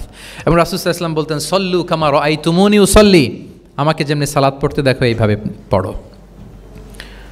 হজের ক্ষেত্রেও বলেছেন, খুদু আন্নি মানাসিকাকুম, হজের বিধানকে দেখে নাও। একবারই তো হজ করেছেন, হাতে কলমে প্র্যাকটিক্যাল গাইডলাইন দিয়ে শিখিয়েছেন। এবং সাহাবারা ভুল করে কিনা মাঝে মাঝে শুনতেন, যেটাকে আরবিতে বলে কেরাতু তিলমিদা আলা শেখ। আব্দুল্লাহ ইবনে মাসউদ রাদিয়াল্লাহু তাআলা আনহুকে রাসূল সাল্লাল্লাহু আলাইহি ওয়াসাল্লাম একবার বললেন, আব্দুল্লাহ একটু তেলাওয়াত করো তো। তিনি বললেন, আকরাউ আলাইকা ওয়া আলাইকা উনজিল, হে নবী, আমি আপনার সামনে দাঁড়ায় তেলাওয়াত করব, আপনার উপর কোরআন নাজিল হয়। রাসূল সাল্লাল্লাহু আলাইহি ওয়াসাল্লাম বললেন যে, ইন্নী উহিব্বু আন আসমাআহু মিন গায়রি, হে আব্দুল্লাহ ইবনে মাসউদ, আমি কোরআন তেলাওয়াত তোমাদেরকে শোনাতে যেমনি পছন্দ করি, তোমরা কেউ পড়বা আর আমি শুনবো, এটাও খুব পছন্দ করি। কারণ উনি প্ল্যান করে রাখছেন আব্দুল্লাহ ইবনে মাসউদ কি হবেন, তিনি কিছুদিন পরে উম্মার শিক্ষক হবেন। ওইখানে আবার ভুলটুল করে ফেলেন কিনা উনি জাজ করতেছেন। তখন আব্দুল্লাহ ইবনে মাসউদ রাদিয়াল্লাহু তাআলা আনহু সূরা নিসা তেলাওয়াত করে শোনালেন। তাহলে রাসূল ইসলামের একটা পন্থা ছিল, তিনি শুনতেন আবার শোনাতেন। কি করতেন? শুনতেন, শোনাতেন। প্রতি রমাদানে যতটুকু কোরআন নাজিল হয়েছে তিনি জিবরিল আলাইহিস সালামকে শোনাতেন, আবার জিবরিল আলাইহিস সালাম পুরো কোরআন রাসূল সাল্লাল্লাহু আলাইহি ওয়াসাল্লামকে শোনাতেন। এটা ছিল একটা টেকনিক। আচ্ছা, রাইটিং মেথড, আমরা যেমনি লেখি, অ্যাসাইনমেন্ট, প্রেজেন্টেশন, লেখার মাধ্যমে জ্ঞান বিতরণ, জ্ঞান অর্জন, এটা কম ছিল। আমি আগেই বলেছি, মেইনলি ছিল oral based and Q and A based, কিন্তু লেখাজোখা যে ছিলই না তা না, লেখা জানতো। হাতে গোনা অল্প কিছু সাহাবী মক্কায় লিখতে জানতেন, পড়তে জানতেন। মদিনাতেও ইহুদিরা জানতো, কিন্তু অন্যান্যরা, আরবরা, তাদের মধ্যে লেখার যে কালচার, এটা ওইভাবে গড়ে ওঠেনি, জানতেন অল্প সংখ্যক লোক। যেমন ওহী লেখক সাহাবী ছিলেন ইবনে কাসিরের বর্ণনা মতে 23 জন। কয়জন? ওনারা খেজুর গাছের ছালে, পাথরে, চামড়ায়, প্রাণীর চ্যাপ্টা হাড়ের মধ্যে কোরআন লিখে রাখতেন। এবং রাসূল সাল্লাল্লাহু আলাইহি ওয়াসাল্লাম কোরআন ছাড়া অন্য কিছু ওনার কাছ থেকে যেন লিখে রাখা না হয়, এই মর্মে আদেশ জারি করেছেন, লা তাকতুবু আন্নি গায়রাল কোরআন ওমান কাতাবা আন্নি গায়রাল কোরআনি ফালইয়ামহু, কোরআন ছাড়া কিছু লিখো না। তাহলে কোনটা আমার কথা আর কোনটা আল্লাহর কথা মিক্স আপ হয়ে যাবে। কিন্তু কোরআন যখন অধিকাংশ রেকর্ডেড হয়ে গেল, তখন তিনি হাদিস সংরক্ষণের জন্য, লেখার জন্য পারমিশন দিয়ে দিলেন। যেমন মক্কা বিজয়ের ভাষণের পরে ইয়ামান থেকে আসা এক লোক আবু শাহ বলতেছে, ইয়া রাসূলুল্লাহ, আপনার ভাষণটা আমার একটু লিখে দিলে ভালো হয়। কি দিলে? লিখে দিলে। রাসূল ইসলাম সাহাবাদেরকে বললেন, উক্তুবু লি আবি শাহ, ঠিক আছে, এই ইয়ামানি ভিজিটর, তাকে আমার ভাষণটা তোমরা লিখে দাও। তাহলে এই লেখার পদ্ধতিটা খুব কম ছিল। রাসূল ইসলাম নিজে লিখতেন না, কাতেবে ওয়াহিদের দিয়ে লেখাতেন, কোরআন লেখাতেন। সপ্তম হিজরিতে যখন সুপার পাওয়ারদেরকে চিঠি লিখিয়েছিলেন, কাতেবে ওয়াহিদদেরকে দিয়ে চিঠি লিখিয়েছেন, এটা রাসূল ইসলাম করতেন। আচ্ছা, সফট স্কিল ডেভেলপমেন্টের ব্যাপারে রাসূল ইসলাম উদ্বুদ্ধ করেছেন। লার্নিং ফরেন ল্যাঙ্গুয়েজ, যেটা কমিউনিকেশন স্কিল, ভাষা জানা, এটা খুব জরুরি। আরবি, ইংরেজি, বাংলা, 3টা ভাষা জানেন কে কে? দেখি ছাত্রদের মধ্যে প্যারালাল, লাইক নেটিভ আর নেয়ার নেটিভ, 5-7 জন আছে। না, ল্যাঙ্গুয়েজ আরও ভালো জানতে হবে। আরবিতে একেবারে ফ্লুয়েন্ট হইতে হবে, ইংরেজিতে ফ্লুয়েন্ট হইতে হবে। এই 2টা ল্যাঙ্গুয়েজ যদি আপনার হাতে থাকে, you can win the world for sure, I am telling you. গোটা বিশ্ব আপনি জয় করে ফেলতে পারবেন। তাহলে আইইউসি তো এটার একটা সেন্টার, খুব চমৎকার সুযোগ এখানে আছে আরবিতে মাস্টার হওয়া, ইংরেজিতে মাস্টার হওয়া। তাহলে সফট স্কিল ডেভেলপমেন্টের ব্যাপারে রাসূল সাল্লাল্লাহু আলাইহি ওয়াসাল্লাম উৎসাহিত করেছেন। কিভাবে? ইহুদিরা যখন চিঠি লিখত, কোন ভাষায় লিখত জানেন? হিব্রু ভাষায়, হিব্রু ল্যাঙ্গুয়েজে। এখন এইটা বোঝার জন্য রাসূল সাল্লাল্লাহু আলাইহি ওয়াসাল্লাম এক ইহুদিকে হায়ার করতে হইতো, যে তুমি একটু পরে বলো তো ওরা কী লিখলো, আচ্ছা এটা লিখছে। এর বিপরীতে রাসূল যখন আবার চিঠি লিখবেন তখন এক ইহুদিকে ডাকতে হইতো যে আমি বলতেছি আরবিতে, তুমি এটা হিব্রুতে ট্রান্সলেট করে পাঠাও। তো যেহেতু ইহুদিরা বিশ্বাসঘাতকতার অনেকগুলো ইনসিডেন্ট আছে, ট্রেচারি, বিট্রেয়াল ইনসিডেন্ট অনেকগুলো আছে, রাসূল সাল্লাল্লাহু আলাইহি ওয়াসাল্লাম বললেন আমি ইহুদিদেরকে বিশ্বাস করতে পারি না, কারণ একজনটা নিয়ে আসলাম, চিঠি একটা লিখছে একটা, সে অর্থ শোনাইলো আরেকটা। আমি বললাম লিখতে একটা, সে বিশ্বাসঘাতকতা করে লিখে দিল আরেকটা, তাহলে ঝামেলা হয়ে যাবে না? রাসূল সাল্লাল্লাহু আলাইহি ওয়াসাল্লাম তিনি যায়েদ ইবনে সাবিত রাদিয়াল্লাহু তাআলা আনহুকে বললেন যে তুমি এই হিব্রু ল্যাঙ্গুয়েজ শিখবা, শিখে আমার পক্ষ থেকে অন বিহাফ অফ মি তুমি জুইশদেরকে চিঠি লিখবা, ওদের চিঠি আসলে তুমি আমারে পড়ে শোনাবা। ইন্নী লা আমানু আলা ইয়াহুদ ফি কিতাবি, আমি ইহুদিদেরকে বিশ্বাস করি না। রাসূল সাল্লাল্লাহু আলাইহি ওয়াসাল্লাম যখন ওনাকে অ্যাসাইন করলেন এবং দোয়া করলেন, রাসূল সাল্লাল্লাহু আলাইহি ওয়াসাল্লামের দোয়ার বরকতে উনি বলেন যে 15 দিন যেতে না যেতে I became master in Hebrew within 15 days, 15 দিন যেতে না যেতে আমি হিব্রু ভাষায় পণ্ডিত হয়ে গেলাম। এরপর থেকে যত চিঠি ইহুদিদের কাছে লেখা প্রয়োজন হতো আমি যায়েদ ইবনে সাবিত লিখে দিতাম, এবং হিব্রুতে চিঠি আসলে আমি অনুবাদ করে দিতাম। তাহলে দেখেন রাসূল সাল্লাল্লাহু আলাইহি ওয়াসাল্লাম কিন্তু এই কমিউনিকেশন স্কিল ডেভেলপমেন্ট করার জন্য, যেটাকে সফট স্কিল আমরা বলি, ইন্সপায়ার করেছেন না? তাহলে ল্যাঙ্গুয়েজ শিখবেন আপনারা, কি বলেন? শুধু আরবি ইংরেজি না, পারলে জাপানিজও শিখেন, চাইনিজও শিখেন, অনেক কাজে লাগবে। অ্যাটলিস্ট অ্যারাবিক অ্যান্ড ইংলিশ, ইনশাল্লাহ বলেন। সবাই বলেন নাই? মাশাআল্লাহ তাবারাকাল্লাহ। আমার সময় বোধহয় শেষ হয়ে আসছে না? আমার 1টা পর্যন্ত সময় দেওয়া হয়েছিল, আর 1 মিনিট বাকি। ঠিক আছে, আমি শেষ করে দিচ্ছি। রিজনিং, মারিফাতুল ইল্লা, শুধু একটা লিগ্যাল অপিনিয়ন জানিয়ে রাসূল সাল্লাল্লাহু আলাইহি ওয়াসাল্লাম ক্ষান্ত হতেন না। কেন এটা হালাল, কেন হারাম, রিজনিং শিখিয়েছেন তিনি। এটা দীর্ঘ আলোচনা, ফিকহের আলোচনা, ওইদিকে যাব না, জাস্ট বলে রাখলাম পয়েন্টগুলো। ইমোশনাল ইন্টেলিজেন্স তিনি ইউজ করেছেন শিক্ষাদানের ক্ষেত্রে, অর্থাৎ আবেগ অনুভূতিকে নাড়িয়ে দিয়ে ছাত্রকে ইমোশনাল বানিয়ে তারপরে মেসেজ দেয়া। সুবহানাল্লাহি বিহামদিহি। এক যুবক এসে বললেন ইয়া রাসূলুল্লাহ ইযান লি বিজিনা, হে নবী আপনি আমাকে জিনার অনুমতি দিন, জিনার অনুমতি দিন। ফা আকবালাল কওমু আলাইহি ফাজাজারুহু মাহমাহ, সাহাবারা ধমকাতে লাগলাই, বেয়াদব, লজ্জা শরমের মাথা খেয়ে কি বলো এগুলো তুমি নবীর সামনে, জিনার অনুমতি দাও। ওয়ালা তাকরাবুজ জিনা, আল্লাহ বলেন জিনার কাছেও যেও না, ব্যভিচারের কাছেও যেও না। তুমি নবীর সামনে এসে এই পাপের অনুমতি চাও? রাসূল ইসলাম কিছু বললেন না। একটু পরে যুবককে ডেকে বললেন আতু হিব্বুহু লিবনাতিক, আচ্ছা তুমি যে জিনার অনুমতি চাইলে তোমার কন্যার সাথে কেউ এরকম আচরণ করুক, এটাকে তুমি পছন্দ করবে? সে বলল লা ইয়া রাসূলুল্লাহ, কেউই পছন্দ করবে না এটা। আচ্ছা আতু হিব্বুহু লি উম্মিক, তোমার মায়ের সাথে কেউ অপকর্ম করবে, এটা তুমি পছন্দ করবে? লা ইয়া রাসূলুল্লাহ, না। আতু হিব্বুহু লি উখতিক, তোমার বোনের সাথে কেউ এই কাজ করবে, তুমি পছন্দ করবে? সে বলে না। ঠিক তখন রাসূল সাল্লাল্লাহু আলাইহি ওয়াসাল্লাম বললেন তুমি যে এই কাজের অনুমতি চাইলে, যার সাথে তুমি জিনায় লিপ্ত হবে সে তো কারো না কারো মা, কারো না কারো বোন, কারো না কারো আদরের কন্যা, তাহলে কিভাবে তুমি এটা করতে চাও? যুবক লজ্জিত হয়ে গেল, এত লজ্জিত হলো, রাবি বলতেছে ফালাম ইয়াকুন বা'দা যালিকাল ফাতা ইয়ালতাফিতু ইলা শাই, ওই রাবি বলতেছে এরপরে কোনোদিন এই যুবকরা ডানে বায়ে তাকাতেও দেখি নাই, স্ট্রেইট হাঁটতো। সুবহানাল্লাহ। রাসূল ইসলাম দোয়া করেছিলেন তার জন্য, আল্লাহুম্মা গফির যামবাহ ওয়া তাহহির কলবাহ ওয়া হাসসিন ফারজাহ, আল্লাহ তুমি তার গুনাহ মোচন করো, পাপ মোচন করো, আল্লাহ তুমি তার অন্তরকে পরিশুদ্ধ করো, আল্লাহ তুমি তার চরিত্রকে নিষ্কলুষ করে দাও। নবীর দোয়ার বরকতে চিরজীবনের জন্য নিষ্কলুষ পবিত্র তিনি হয়ে গেছেন। তাহলে দেখেন, তাকে অন্যভাবে বুঝাইলে হয়তো কাজ হইতো না, যখন তার নিজের উপর দিয়ে বোঝানো হলো, তোমার বোনের সাথে যদি হয়, তোমার মেয়ের সাথে যদি কেউ এটা করে তুমি মেনে নিতে পারবা? এটাকে বলে ইমোশনাল ইন্টেলিজেন্সকে কাজে লাগিয়ে মানুষের আবেগ অনুভূতিকে নাড়িয়ে দিয়ে teaching by touching the heart, teaching by touching the emotions, মানুষের ইমোশনে টাচ করে যখন আপনি শিখাবেন, ওই শিক্ষা সে জীবনেও ভুলবে, ওই যে শুদ্ধাচার আসবে, ওই যে আত্মশুদ্ধি হবে। ওর ইবনে আবি সালামা তিনি বলেন একবার রাসূল সাল্লাল্লাহু আলাইহি ওয়াসাল্লামের কোলে বসে, ছোটবেলায় কোলে বসার সৌভাগ্য আমার হয়েছিল,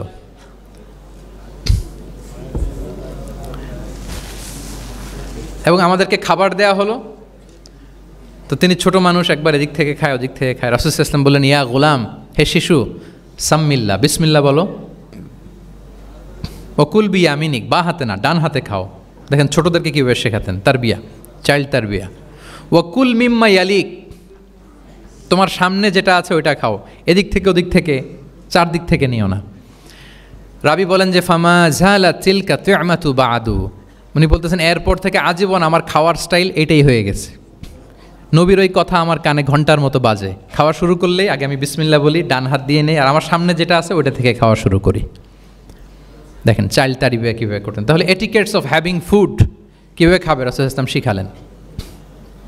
আপনারা জানেন যে হাশিমি খানদান মানে বনু হাশিমদের জন্য জাকাতের সম্পদ খাওয়া, রাসূল ইসলামের বংশের জন্য জাকাতের সম্পদ খাওয়া হারাম।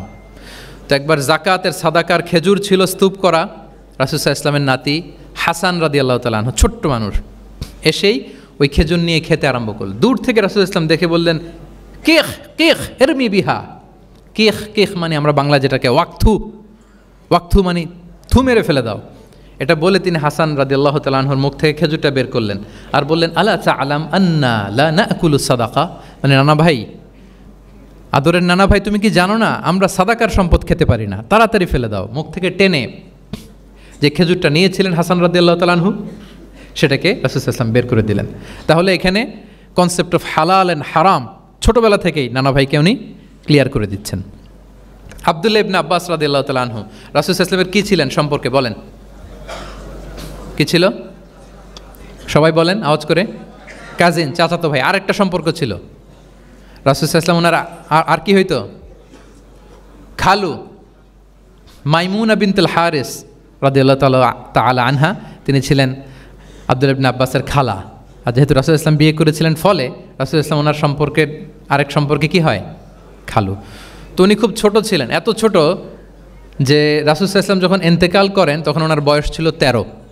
আব্দুল্লাহ ইবনে আব্বাসের বয়স তখন কত? 13। তো ফলে ছোট মানুষ প্রায় খালার বাসায় রাতে থাকতো এবং রাসূল ইসলামের আশেপাশে ঘুমাতো। একবার রাসূল ইসলাম ওয়াশরুম করতে গেলেন দূরে, এবং রাসূল ইসলামের অভ্যেস ছিল ওয়াশরুম সেরে এসেই অজু করতেন। তো উনি এসে দেখে ওনার অজুর পাত্রে কে যেন পানি রেখে দিচ্ছে। জিজ্ঞেস করলেন কে রেখেছে? বলা হলো যে আব্দুল্লাহ ইবনে আব্বাস রেখেছে। রাসূল ইসলাম এত খুশি হলেন যে এখন যে আমার এটা দরকার, ছোট্ট আব্দুল্লাহ এটা বুঝে ফেললো। উনি ওনাকে জড়িয়ে ধরে একটা দোয়া করলেন, আল্লাহুম্মা আল্লিমহুল কিতাব, আল্লাহুম্মা ফাক্কিহু ফিদ্দীন ওয়া আল্লিমহু তা'বীল। আল্লাহ আপনি আব্বাসকে কিতাবের জ্ঞান শিক্ষা দেন। এবং এই দোয়ার বরকতে উনি রাইসুল মুফাসসিরিন হয়েছেন। এই পৃথিবীতে যত মুফাসসির আসবে সব মুফাসসিরদের সম্রাট হচ্ছে আব্দুল্লাহ ইবনে আব্বাস রাদিয়াল্লাহু তাআলা আনহু। আচ্ছা, উনি কি শিখাতেন, কিভাবে শিখাতেন? তাহাজ্জুদের সময় রাসূল ইসলাম নামাজে দাঁড়ালেন, আব্দুল্লাহ ইবনে আব্বাস এসে রাসূল ইসলামের বাম দিকে দাঁড়ালেন। ছোট মানুষ ভাবছে আমিও যে নামাজ পড়ি। আচ্ছা বলেন তো, যদি দুইজন হয় নামাজে, একজন ইমাম আরেকজন মুসল্লি, মুসল্লি ইমামের কোন দিকে দাঁড়াবে? কিন্তু আব্দুল্লাহ ইবনে আব্বাস দাঁড়াইছে কোন দিকে? বাম দিকে, কারণ উনি ব্যাপারটা জানেন না। তখন রাসূল ইসলাম কী করলেন? হাত দিয়ে টেনে পিছন দিয়ে এনে ডান দিকে নিয়ে আসলেন। তাহলে রুলিংস অফ সালাতের সুন্নাহ কি, কীভাবে দাঁড়াতে হবে, এটা তিনি শিখালেন ছোট্ট আব্বাসকে, আব্দুল্লাহ ইবনে আব্বাসকে। এরকম অসংখ্য হাদিস আপনি সিরাতের পরতে পরতে, হাদিসের পরতে পরতে পাবেন, যে বাচ্চাদেরকে, শুধু যে যুবকদেরকে, তরুণদেরকে রাসূল সাল্লাল্লাহু আলাইহি ওয়াসাল্লাম শিখিয়েছেন এমনটা না, বরং শিশুদেরকেও শিখিয়েছেন। এইভাবে রাসূল সাল্লাল্লাহু আলাইহি ওয়াসাল্লাম এমন এক শিক্ষা পদ্ধতি আমাদের জন্য উপহার দিয়েছেন, যেটার মধ্য দিয়ে তিনি শ্রেষ্ঠতম প্রজন্ম, the best generation ever on আর্থ, যেটা আমি শুরুতে বলেছি, এবং তার ধারাবাহিকতা এর পরের প্রজন্মকেও শ্রেষ্ঠ প্রজন্ম বলা হয়েছে। এর পরের প্রজন্ম তিনটা জেনারেশন এই শিক্ষার, এই ওহির জ্ঞানের শিক্ষার ছোঁয়ায় তারা শ্রেষ্ঠ প্রজন্ম হয়েছে রাসূল সাল্লাল্লাহু আলাইহি ওয়াসাল্লামের এই শিক্ষা পদ্ধতির মধ্য দিয়ে। তাহলে সম্মানিত সুধী, আর লম্বা চূড়া আমি করতে চাই না, অনেক লম্বা সময় আমাদের অনেক বোনরা আমি দেখতে পাচ্ছি ওনারা জায়গাও পাননি, দাঁড়িয়ে দাঁড়িয়ে পুরো 1.5 ঘন্টা আলোচনা শুনেছেন। আমাদের অনেক ভাইরা 1.5 ঘন্টা যাবত আপনারা শুনেছেন। আমি একটু সামারি করি, 1 মিনিটে সামারি করে আমরা ক্লোজ করব। আমরা যদি সামারি করি যে রাসূল সাল্লাল্লাহু আলাইহি ওয়াসাল্লামের শিক্ষা পদ্ধতিটা কেমন ছিল, তাহলে বলতে হবে যে এটা উৎসাহমূলক ছিল, আশাব্যঞ্জক, মানে মানুষের, যেটা মানুষকে আশাবাদী করে তোলে, হপফুল বানায়। এটা মানুষকে কি বানায়? সবাই বলেন, কি বানায়? হপফুল, আশাবাদী, কনফিডেন্ট বাড়ায়, ইন্সপায়ারিং ছিল এটা। এটা কল্যাণকামিতায় ভরপুর ছিল, ওয়েল উইশিং ছিল। আমরা যেমনি কারো কথা শুনেই তার উত্তর দেই বা মাসালা বলে দেই, এরকম না। রাসূল সাল্লাল্লাহু আলাইহি ওয়াসাল্লাম, ইংরেজিতে এটাকে বলে এমপ্যাথেটিক, মানে খুব বেশি সুবিবেচক। He not only listen to the suffering of others, he use to feel it. তিনি ফিল করতেন। একজন এসে বলতেছে যে আমার এই সমস্যা, এটার এখন আমি কি করব? আমি জাস্ট বললাম এটার ইসলামী সমাধান এটা হচ্ছে একটা। রাসূল ইসলাম এরকম না, যে বলতেছে তার কষ্টটা তিনি ফিল করার চেষ্টা করতেন, ফিল করে তখন তাকে গাইডলাইন দিতেন। এটাকে বলে এমপ্যাথেটিক, ওয়েল উইশিং ম্যানারের, কল্যাণকামিতায় ভরপুর ছিল তার শিক্ষাদান পদ্ধতি। পরামর্শমূলক ছিল, যেখানে ম্যান্টরিং ছিল, কাউন্সেলিং ছিল। মানে শুধু টিচার হলে এটার আউটপুট একটা, কিন্তু if you work like a mentor, আপনি আপনার শিক্ষার্থীদেরকে মেন্টরিং করতেছেন, তাদেরকে কাউন্সেলিং করতেছেন, এটার আউটপুট হবে অন্যরকম। রাসূল সাল্লাল্লাহু আলাইহি ওয়াসাল্লাম হি worked as a mentor and councillor for the সাহাবা। সুবহানাল্লাহ। রাসূল সাল্লাল্লাহু আলাইহি ওয়াসাল্লামের দেওয়ার শিক্ষাটা ছিল বেসিক্যালি অ্যাডভাইজারি। আমরা মাঝে মাঝে অ্যাডভাইজারি নেই, দেখবেন বড় বড় নেতা লক্ষ লক্ষ টাকা বেতন দিয়ে অনেক বড় বড় উপদেষ্টা রাখে, তারা বিভিন্ন ধরনের অ্যাডভাইস দেয়। রাসূল সাল্লাল্লাহু আলাইহি ওয়াসাল্লাম এই সার্ভিসটা সাহাবাদেরকে দিতেন। ওনার শিক্ষাটা ছিল অংশগ্রহণমূলক, মানে এঙ্গেজমেন্ট ছিল। একতরফা আমি বলে গেলাম অথবা একতরফা ওরা বলে গেল, এরকম না। জিজ্ঞেস করতেন, শুনতেন, শোনাতেন, প্রশ্ন করতেন, প্রশ্নের পিঠে প্রশ্ন ছড়ে দিতেন। ইন্টারেক্টিভ ছিল, পার্টিসিপেটরি ছিল, অংশগ্রহণমূলক। এটাকে আমরা মানে ক্লাসিক স্কলাররা যেটাকে বলে সোহবাহ, কি বলে? আমরা বলি না যে সোহবতের বড় প্রয়োজন? রাসূল সাল্লাল্লাহু আলাইহি ওয়াসাল্লামের সোহবতে মূলত ওনারা নলেজটা অর্জন করেছিলেন। পার্টিসিপেটরি ছিল, এঙ্গেজমেন্ট ছিল। এবং আমরা উল্লেখ করেছি যে Q&A বেস ছিল, প্রশ্নোত্তরমূলক, ওরাল ছিল, যৌক্তিক ছিল, র্যাশনাল, রিজনিং শিখাতেন। কেন এটা হালাল, কেন হারাম, কেন এটা ডুজ অ্যান্ড কেন এটা ডোন্টস, এটা রাসূল সাল্লাল্লাহু আলাইহি ওয়াসাল্লাম বলেছেন। এবং হি use two prioritise the youth in training and grooming. বিশেষ করে বয়স্ক সাহাবাদের থেকে যুবকদেরকে বেশি প্রায়োরিটি দিতেন তালিমের ক্ষেত্রে, তারবিয়ার ক্ষেত্রে, কারণ তারাই উম্মাকে লিড দেবে। তারাই কি উম্মাকে লিড দেবে। এই যে এখানে যারা বসে আছেন, আমার তো মনে হয় বয়স 25 থেকে 30, এর আগেই বেশিরভাগ। সো আপনাদেরকে লিড দিতে হবে আগামীর বাংলাদেশে, ঠিক কি না? এই জন্য রাসূল সাল্লাল্লাহু আলাইহি ওয়াসাল্লাম বাছাই করে করে কোন সাহাবীর কী ধরনের যোগ্যতা আছে এবং ইসলামের জন্য এটা কিভাবে কাজে লাগতে পারে, ওইভাবে সাহাবীদেরকে তিনি গাইড করতেন। এবং সেটার ফলাফল তো আমরা দেখেছি, খয়রুল কুরুনি করনি সুম্মাল্লাযীনা ইয়ালুনাহুম সুম্মাল্লাযীনা ইয়ালুনাহুম। এই ওহির জ্ঞানের স্পর্শে, এই শিক্ষার, এই তালিমের স্পর্শে তারা শ্রেষ্ঠ প্রজন্ম হয়েছেন। এবং তারপরের প্রজন্ম 3টা প্রজন্মকে তিনি শ্রেষ্ঠ প্রজন্ম বলে ঘোষণা দিয়েছেন। আমি আর দীর্ঘায়িত করব না। আমরা যদি রাসূল সাল্লাল্লাহু আলাইহি ওয়াসাল্লামের আনিত এই শিক্ষা পদ্ধতি আমাদের শিক্ষা ব্যবস্থার মধ্যে ইনক্লুড করতে পারি, তাহলে আমরাও আমাদের প্রজন্মকে ওইরকম শ্রেষ্ঠ প্রজন্ম হিসেবে গড়ে তুলতে পারবো ইনশাআল্লাহ বিইذনিল্লাহ। আওয়াজ করে সবাই পড়ে ইনশাআল্লাহ বিইذনিল্লাহ। আমি সবাইকে আবারও অন্তরের অন্তঃস্থল থেকে শুকরিয়া জানাই। Discourse on prophetic teaching methodology, এই শিরোনামের আলোচনা প্রায় 1.5 ঘন্টা যাবৎ খুব মনোযোগের সাথে আপনারা শুনেছেন। আল্লাহ তাআলা আপনাদের সবাইকে কবুল করুন, আপনাদেরকে ভালো রাখুন, ঈমানের সাথে রাখুন। আমি অথরিটিকে আবারও অন্তরের অন্তঃস্থল থেকে ধন্যবাদ এবং মোবারকবাদ জানিয়ে আমার এই সংক্ষিপ্ত আলোচনা এখানেই শেষ করছি। হাযা মা ইনদি ওয়াল ইলমু ইনদাল্লাহি আলাইহি তাওয়াক্কালতু ওয়া ইলাইহি উনীব। আসসালামু আলাইকুম ওয়া রাহমাতুল্লাহি ওয়া বারাকাতুহু।